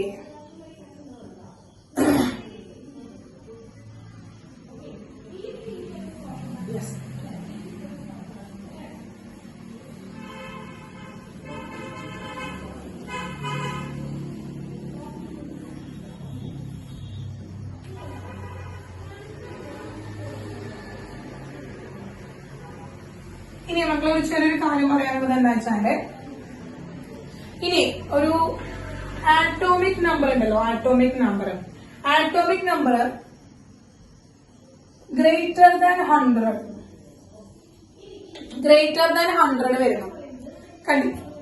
കണ്ടീഷൻസ് ഉണ്ടാവും. അതായത് 100-ന് ശേഷം, കാരണം അത്ര എലമെന്റുകളെ കണ്ടുപിടിച്ചു, അത് കഴിഞ്ഞ് 100-ന് ശേഷം ഇപ്പോ എലമെന്റുകളെ കണ്ടുപിടിക്കുകയാണെങ്കിൽ അങ്ങനെ വരുമ്പോ അവരുടെ പേര് ഇപ്പൊ നമുക്കറിയാം. നമ്മളിപ്പോ ചിലപ്പോ ഞാൻ ഇവിടെ ഇരുന്ന് കണ്ടുപിടിക്കുകയാണ്. ഞാൻ ഇവിടെ ഇരുന്ന് കണ്ടുപിടിക്കുമ്പോ എനിക്ക് ഏറ്റവും ഇഷ്ടപ്പെട്ട ഒരു പേരായിരിക്കും ഞാൻ അതിന് കൊടുക്കുക. ഞാൻ വല്ല അപ്പൂസിനോ അല്ലെങ്കിൽ വല്ല കുട്ടൂസിനോ അങ്ങനെ വിളിക്കാം അല്ലെ, അല്ലെങ്കിൽ വിനീഷേനിയം അങ്ങനെ എന്തെങ്കിലും എന്റെ ഒരു കയ്യൊപ്പ് പതിക്കുന്ന രീതിയിൽ യെസ് അങ്ങനെ മിന്നുന്നോ അങ്ങനെ എന്ത് വേണമെങ്കിലും വിളിക്കാം നമുക്ക്. അതിപ്പോ നമ്മുടെ ഇഷ്ടത്തിന് കാരണം നമ്മൾ കേരളത്തിൽ കിടക്കുന്ന കാരണം ടീച്ചറുടെ ഒരു ക്യാരക്ടറൊക്കെ അനുസരിച്ച് ടീച്ചറുടെ പേര് കൊടുക്കും. പക്ഷെ ടീച്ചറുടെ പേര് തന്നെ ആയിരിക്കും കൊടുക്കാട്ടോ. ഞാൻ കണ്ടുപിടിക്കുകയാണെങ്കിൽ അങ്ങനെ എന്റെ പേരിൽ അറിയപ്പെട്ടോട്ടെ എന്ന് വിചാരിച്ചു ഞാൻ വല്ല വിനീഷൈനിയെന്നോ അങ്ങനെ എന്തെങ്കിലും എന്റെ ഒരു കയ്യൊപ്പോട് കൂടിയിട്ടുള്ള ഒരു പേരായിരിക്കും ഞാൻ കൊടുക്കുക. അല്ല അല്ലാണ്ട് ഞാൻ എന്തിനാണ് ഈ എലമെന്റിനെ കണ്ടുപിടിച്ചത് അല്ലേ? അപ്പൊ പക്ഷെ അത് ഞാൻ അങ്ങോട്ട് പേരിട്ട് കൊടുത്തു കഴിഞ്ഞു കഴിഞ്ഞാല് അത് അപ്രൂവ് ആവില്ല. കാരണം അതിന്റെ ക്യാരക്ടറും ഒക്കെ ഇൻക്ലൂഡ് ചെയ്തുകൊണ്ട് അതിന്റെ കുറച്ച് സ്റ്റഡീസ് ഒക്കെ നടത്തണം. ഞാനങ്ങോട്ട് ഒറ്റടിക്ക് പോയിട്ട് പേരിട്ട് കൊടുത്താലൊന്നും ശരിയാവില്ല. അപ്പോ ആദ്യം തന്നെ നമ്മളൊരു എലമെന്റിനെ കണ്ടുപിടിക്കേണ്ടതായിട്ട് വന്നിട്ടുണ്ടെങ്കിൽ ഇനിയിപ്പോ 118 എലമെന്റ് കണ്ടുപിടിച്ചു, ഞാനൊരു 119ാമത്തെ എലമെന്റ് അല്ലെങ്കിൽ വിഷ്ണു പോയിട്ട് അല്ലെങ്കിൽ പ്രണവ് പോയിട്ട് ഒരു 119ാമത്തെ എലമെന്റ് നിങ്ങൾ വലിയ സയന്റിസ്റ്റുകളൊക്കെ ആവും ഇനി അങ്ങനെ കെമിസ്ട്രി ഒക്കെ മെയിൻ ആയിട്ട് എടുത്ത് പഠിച്ച് റിസർച്ച് ഒക്കെ ചെയ്ത് ഒരു എലമെന്റിന് പുതിയതായിട്ട് കണ്ടുപിടിച്ച് നിങ്ങളുടേതായിട്ടുള്ള പേരുകളൊക്കെ കൊടുക്കാനായിട്ട് പോവാം. നമുക്ക് വരുന്ന കാലങ്ങളിൽ എന്റെ കുട്ടികൾക്കൊക്കെ ചിലപ്പോൾ അത് പഠിക്കേണ്ട ആവശ്യം വന്നിട്ടുണ്ടായിരിക്കാം എന്ന് ഞാൻ ആശ്രയിച്ചിരിക്കുകയാണ് മക്കളെ. അങ്ങനെ നടക്കട്ടെ. Okay, yes. അപ്പൊ അങ്ങനെ വരുമ്പോ ആ ഒരു പേര് 119ാമത്തെ എലമെന്റിന്റെ പേര് കണ്ടുപിടിക്കണേക്കാൾ മുമ്പ്, ആ പേര് നമ്മൾ ഡിക്ലെയർ ചെയ്യണേക്കാൾ മുമ്പ് നമുക്ക് അതിനെ നമ്മുടെ നിങ്ങളെല്ലാരും അറിയപ്പെടേണ്ട ഒരു രീതിയുണ്ട്. അതായത് അത് ഇങ്ങനെ ഒരു എലമെന്റിനെ ആരെങ്കിലും കണ്ടുപിടിച്ചിട്ടുണ്ടോ എന്ന് അറിയാൻ വേണ്ടിയിട്ട് അതിനെ ഒരു IUPAC റൂൾ അനുസരിച്ച് അതിന് നെയിമിങ് ചെയ്യേണ്ടതുണ്ട്. IUPAC നെയിമിങ്, അതായത് ഈ 100ാമത്തെ ആറ്റോമിക് നമ്പർ വരുന്നതിനേക്കാൾ 100 ആറ്റോമിക് നമ്പർ കഴിഞ്ഞിട്ട് വരുന്ന എലമെന്റുകളിലൊക്കെ IUPAC ബേസിസിൽ നമ്മൾ നെയിം ചെയ്യണം. അതായത് ഇപ്പൊ 112ാമത്തെ എലമെന്റ് ഞാൻ കണ്ടുപിടിച്ചു, 112ാമത്തെ എലമെന്റ് ചൈനയിൽ ഇരുന്നിട്ട് വേറൊരാൾ കണ്ടുപിടിച്ചു. അപ്പൊ രണ്ടും സെയിം എലമെന്റുകളാണ്. അപ്പൊ രണ്ട് സെയിം എലമെന്റ് അവർ പേരുകൾ നമുക്ക് ഞാൻ ഒരു പേരിട്ടു, അവൻ വേറെ പേരിട്ടു. അപ്പൊ നമ്മൾ വിചാരിക്കുന്ന രണ്ട് ഡിഫറെന്റ് എലമെന്റ് ആണ്. പക്ഷെ എന്താണ്, ഇത് 112ാമത്തെ എലമെന്റ് ആണ്, ഇതിന്റെ പേര് ഇതാണ്, അതുപോലെ അതിന്റെ പേര് ഇതാണെന്ന് കോമൺ ആയിട്ട് ഇരിക്കാൻ വേണ്ടിയിട്ടാണ് നമ്മൾ എന്ത് ചെയ്യുന്നത്, ഇതിനെ അങ്ങനെ ഒരു IUPAC നെയിമിംഗിലേക്ക് കൊണ്ടുവന്നത്. IUPAC നെയിമിംഗ് ആണ് കേട്ടോ, IUPAC name. What is the full form of IUPAC name? IUPAC എന്ന് വേണമെങ്കിൽ നമുക്ക് പറയാം. IUPAC എന്താണ് IUPAC നെയിം എന്ന് പറയാം. അതോ എന്താണ് IUPAC ഫുൾ ഫോം അറിയോ? Anybody? International Union of Pure and Applied Chemistry. Yes, International Union Pure Applied Chemistry of Pure Applied Chemistry. Yes, that's correct. അതാണ് IUPAC. IUPACയുടെ full form. Yes, very good. Yes, Tom. അതൊന്നും question ചോദിക്കുന്നില്ല, IUPAC name ഒന്നും question ചോദിക്കുന്നില്ല.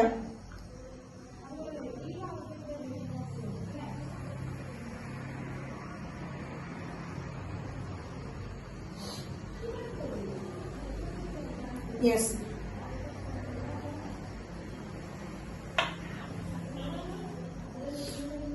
അപ്പൊ നോക്കാം, നമ്മള് ഒരു ഡിജിറ്റ് പറയാണ്. Digit Greek or Latin name, അതുപോലെ തന്നെ സിമ്പിൾ.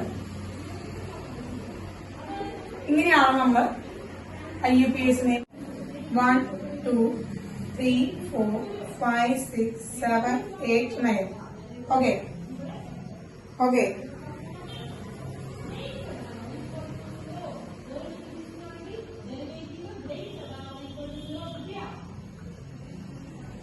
യെസ്, അപ്പൊ പറയട്ടെ നമ്മളെ 0 വരുമ്പോ ദാറ്റ് ഈസ് നിൽ. 1 വരുമ്പോ yes, un, bi, tri, quad, pent, hex, sept, oct, n. ഇങ്ങനെയാണ് മക്കളെ ഇതിന്റെ എന്താണ് നമ്മുടെ പേരെന്ന് പറയുന്നത്. ഈ ഒരു ലാറ്റിൻ നെയിം എന്ന് പറയുന്നത് ഇങ്ങനെയാണ്. ഇനി ഇതിന്റെ സിമ്പിൾ എന്ന് പറയുന്നത് ജസ്റ്റ് നില്ലാണെങ്കിൽ n സബ്സ്റ്റിറ്റ്യൂട്ട് ചെയ്യാം, അണ്ണാണെങ്കിൽ u, ബൈ ആണെങ്കിൽ ബി, ട്രൈ ആണെങ്കിൽ ടി, ക്വാഡ് ആണെങ്കിൽ 2, പെന്റ് ആണെങ്കിൽ പി, ഹെക്സ് ആണെങ്കിൽ എസ്, സ്പെറ്റ് ആണെങ്കിൽ എസ്, ഒക്ട് ആണെങ്കിൽ ഒ, എൻ ആണെങ്കിൽ ഇ. അപ്പൊ ഇതാണ് ഇതിന്റെ മക്കളെ ഈ ഒരു ഗ്രേറ്റർ ദാൻ 100 ആറ്റമിക് നമ്പർ വരികയാണെങ്കിൽ നമ്മൾ നെയിം ചെയ്യുകയാണെങ്കിൽ എങ്ങനെയാണ് നമ്മൾ നെയിം ചെയ്യുക? ക്ലിയർ ആയോ മക്കളെ? ഇങ്ങനെയാണ് നമ്മൾ ക്ലിയർ ചെയ്യുക. അപ്പൊ നമ്മൾ നെയിം ചെയ്യുകയാണെങ്കിൽ ഇപ്പൊ ഇതിൽ പറയാണ് 100, 101, 112, 115, 150, 123, 142, 106. ജസ്റ്റ് നമ്മള് നെയിം ചെയ്യാൻ വിചാരിക്കും. ഇങ്ങനത്തെ എലമെന്റുകളൊക്കെ നമ്മൾ കണ്ടുപിടിച്ചു എന്ന് വിചാരിക്കാം. അതിന് നെയിമിങ് എങ്ങനെയായിരിക്കും? നെയിം ആൻഡ് സിമ്പിൾ എങ്ങനെയായിരിക്കും എന്ന് വിചാരിക്കാം. ജസ്റ്റ് നോക്കുക, ഇവിടെ അതിന്റെ റൂൾ എന്ന് പറയുന്നത് ജസ്റ്റ് റൂളായിട്ട് നിങ്ങൾ പഠിക്കേണ്ട, എങ്ങനെ നെയിം ചെയ്യേണ്ടതെന്ന് പഠിച്ചാൽ മതി. യെസ്, അപ്പോ IUPAC നെയിം ചെയ്യാനാണ് നമ്മൾ പോണത്. അപ്പോ ഇതിന്റെ ഡിജിറ്റുകളുടെ കറക്റ്റ് ആയിട്ടുള്ള ഗ്രീക്ക് ഓർ ലാറ്റിൻ നെയിം നമ്മൾ എഴുതുക. And plus end with IUM, അതാണ് മസ്റ്റ്. ആ ഡിജിറ്റുകൾ എഴുതി കഴിഞ്ഞിട്ട് ആ എൻഡില് IUM എന്നുകൂടി ചേർത്ത് കൊടുക്കുക. ലാസ്റ്റില് ഈ IUM എന്നുകൂടി ചേർത്ത് കൊടുക്കുക. ബാക്കിയൊക്കെ ഈ ഡിജിറ്റിന്റെ നെയിം എന്താണോ നമുക്ക് പറഞ്ഞു തന്നിരിക്കുന്നത്, ആ IUPAC പറഞ്ഞിരിക്കുന്ന ഡിജിറ്റിന്റെ നെയിംസ് എന്താണോ അത് ഇട്ട് കൊടുക്കുക. അവസാനത്തില് IUM എന്നിട്ട് കൊടുക്കുക. അവസാനത്തിൽ എന്തിട്ട് കൊടുക്കുക മക്കളെ? അവസാനത്തിൽ എന്തിട്ട് കൊടുക്കാനാ പറഞ്ഞത്? IUM എന്നിട്ട് കൊടുക്കുക. അപ്പൊ നോക്കാം. യെസ്. അപ്പൊ ആദ്യം ഈ 100 എന്ന് പറയുന്നതിന് 3 ഡിജിറ്റ് ആണുള്ളത്. 1 ഉണ്ട്, 2 0 ഉണ്ട്, 2 0 ഉണ്ട്. അപ്പൊ 1 വരുമ്പോ എന്താ വരിക? 1 വരുമ്പോ പോയി ലാറ്റിൻ ഗ്രീക്ക് വേർഡിലേക്ക് വരും. നിൽ. സോറി, എന്താണ്? അൺ. എന്ത് വരും? അപ്പൊ 1 വരുമ്പോ എന്ത് വരും? അൺ. 1 വരുമ്പോ എന്ത് വരും? അൺ. അപ്പൊ നമ്മൾ എന്തിട്ട് കൊടുത്തു? ആണിട്ട് കൊടുത്തു. അൺ. ദെൻ 2 0 കൊടുക്കുന്നുണ്ട്, 2 0 കൊടുക്കുന്നുണ്ട്. അപ്പൊ എന്താണ്? 2 പ്രാവശ്യം ഒരു നിന്നിട്ടാൽ മതി ഇതിന് വരും. അപ്പൊ 2 0 അല്ലേ? അപ്പൊ വെറും നിന്നിട്ടാൽ മതി. അങ്ങനെയല്ല. എന്താണ്? എത്ര 0 ഉണ്ടോ അത്ര നിൽ. നിൽ നിൽ IUM. അൺനിൽനില്യം എന്നാണ്. അൺനിൽനില്യം, അൺനിൽനില്യം, അൺനിൽനില്യം എന്നാണ് നമ്മൾ പേരിട്ടത്. അപ്പൊ ഫസ്റ്റ് അണ്ണിന്റെ സിമ്പിൾ എന്തായിരുന്നു? യു ആയിരുന്നു. എന്നിന്റെ വെറും എൻ എന്നിട്ട് 0ന്റെ എൻ ഇട്ട് കൊടുത്തു. ദെൻ വീണ്ടും 0 എൻ ഇട്ട് UNN, UNN സിമ്പിളും കിട്ടി. ആ എലമെന്റിന്റെ സിമ്പിളും കിട്ടി. അപ്പൊ 100ാമത്തെ എലമെന്റ് എന്താണ്? UNN ആയിരിക്കും. 100ാമത്തെ എലമെന്റ് എന്തായിരിക്കും മക്കളെ? 100ാമത്തെ എലമെന്റ് എന്തായിരിക്കും? 100ാമത്തെ എലമെന്റ് നമ്മൾ UPSC ബേസിന്റെ സിമ്പിൾ പറയുകയാണെങ്കിൽ UNN എന്നായിരിക്കും. അല്ലെങ്കിൽ അൺനിൽനില്യം, അൺനിൽനില്യം. യെസ്, ക്ലിയർ ആയിരിക്കും. അങ്ങനെ 101ാമത്തെ എന്തായിരിക്കും? 101ാമത്തെ എലമെന്റ് നെയ്മിയാണ്. 101ാമത്തെ എലമെന്റ് നെയ്മിയാണ് കേട്ടോ. 101ാമത്തെ എലമെന്റ് നെയ്മിയാണ്. 1 വരുമ്പോ എന്ത് വരും? 1 വരുമ്പോ എന്ത് വരും മക്കളെ? എന്ത് വരും? അൺ. ദെൻ 0 ആണ് വന്നിരിക്കുന്നത്. 0 വരുമ്പോ എന്താ വരിക? 0 വരുമ്പോ നിൽ. Yes, very good. നിൽ, നിൽ. വീണ്ടും എന്ത് വന്നിരിക്കുകയാണ്? അൺ വന്നിരിക്കുകയാണ്. വീണ്ടും അൺ വന്നിരിക്കുകയാണ്. അതായത് വീണ്ടും 1 വന്നിരിക്കുകയാണ്. Yes, un. അവസാനിച്ചോ? മതിയോ? പേര് കഴിഞ്ഞോ? യെസ്, നിയം, IUM. Unnilunium, unnilunium, unnilunium. Simple എന്താ വരിക? സിമ്പിൾ എന്താ വരിക? സിമ്പിൾ എന്താ വരിക? Simple, simple.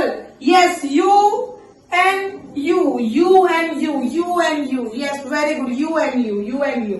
ദെൻ 112ാമത്തെ എലമെന്റ് ആണെങ്കിൽ നമ്മൾ എന്തായിരിക്കും പേര് വരും? 112ാമത്തെ എലമെന്റ് ആണെങ്കിൽ 112ാമത്തെ എലമെന്റ് ആണെങ്കിൽ 112ാമത്തെ എലമെന്റ് ആണെങ്കിൽ അൺ, അൺ ബൈ IM, ബൈ M. Yes, yes. അപ്പൊ എന്ത് വരും? UUB വരും, UUB വരും. That is next one. Next 115ാമത്തെ എലമെന്റ്, 115ാമത്തെ element un, ununpentium, ununpentium, ununpentium. Very good, very good. എന്ത് വരും? UUP വരും, UUP വരും, UUP വരും. Very good, very good. UUP വരും. എന്ത് സുഖാണല്ലേ, എന്ത് സുഖാണല്ലേ. നല്ല എളുപ്പമുള്ള ഒരു കൺസെപ്റ്റ് ആണ്. വളരെ സിമ്പിൾ ആയിട്ട് നമുക്ക് എഴുതാൻ പറയും. 150ാമത്തെ എലമെന്റ് ആണെങ്കിൽ എന്തായിരിക്കും പേര് വരും? 150ാമത്തെ എലമെന്റ് എന്തായിരിക്കും? 150ാമത്തെ എലമെന്റ് ആണെങ്കിൽ എന്തായിരിക്കും പേര് വരും? 150, 150. യെസ്. അത് നോക്കി 150ാമത്തെ നിങ്ങളെല്ലാം കണ്ടുപിടിച്ചെന്താണ്? Unpentnilium, UPL.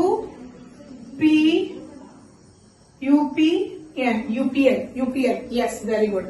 123 un, un by ട്രയം, unbitrium, unbitrium, unbitrium. UBT, UBT, UBT, UBT, UBT. Yes, UBT. Yes, yes. 142. Yes, അൺ ഭയം. UQB, UQB, UQB. 106. Yes, yes. 106. 106. Unnilhexium, UNH, UNH, UNH, UNH. Yes, UNH, UNH. Yes, UNH.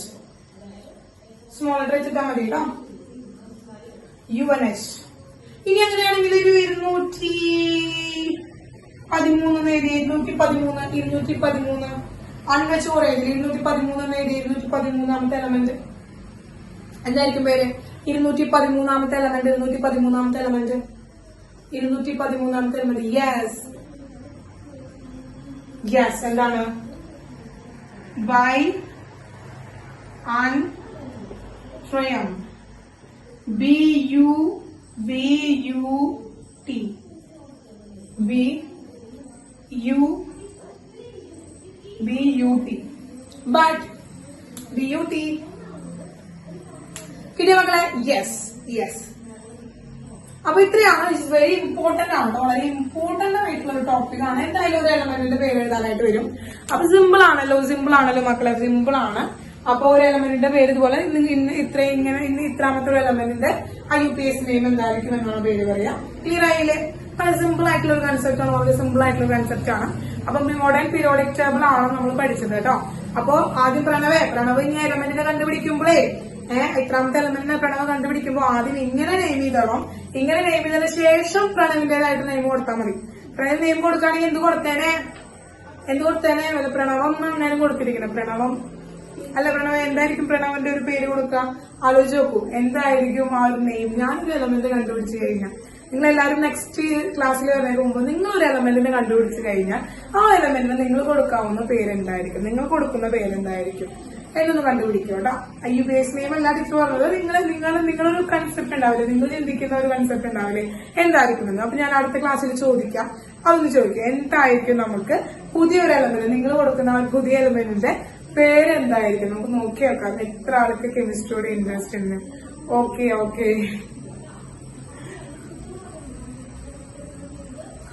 അയ്യോ, കുഴപ്പമില്ല. എന്താണ് നിങ്ങൾക്ക് ആ ഒരു പ്രചോദനം ഏറ്റു വാങ്ങി കൊടുത്താലും കുഴപ്പമൊന്നുമില്ല, എന്നാലും വേണ്ടില്ല. എന്താണ് നിങ്ങളുടെ ഒരു പേര് നോക്കി വെക്കാതെ ടീച്ചറുടെ പേരായിരിക്കാം, ടീച്ചറുടെ പേര് അതൊക്കെ നമുക്ക് അടുത്ത ക്ലാസ്സിൽ ഡിസ്കസ് ചെയ്യാം. അടുത്ത ക്ലാസ്സിൽ നിങ്ങൾ പറഞ്ഞാൽ മതി, ഡിക്ലെയർ ചെയ്താൽ മതി ഇന്ന പേരായിരിക്കും എന്നുള്ളത്. അടുത്ത ക്ലാസ്സിൽ ഡിക്ലെയർ ചെയ്യാം നമുക്ക്. ഓക്കെ, അപ്പൊ വേഗം കണ്ടുപിടിച്ചോ. വളരെ സമയം അതിക്രമിച്ചു പോയല്ലേ, സമയം അതിക്രമിച്ചു പോയി. ഈ ഒരു ടോപ്പിക് കൂടി കിട്ടിക്കോളെന്ന് വിചാരിച്ചിട്ടാണ് കേട്ടോ. ഓക്കെ മക്കളെ, അപ്പൊ ഇന്നത്തെ ക്ലാസ് ഇത്രയും മതി. നമുക്ക് ബാക്കിയുള്ള ബാക്കി നമ്മൾ കുറച്ച് ഗ്രൂപ്പുകൾ പഠിക്കാനുണ്ടല്ലോ.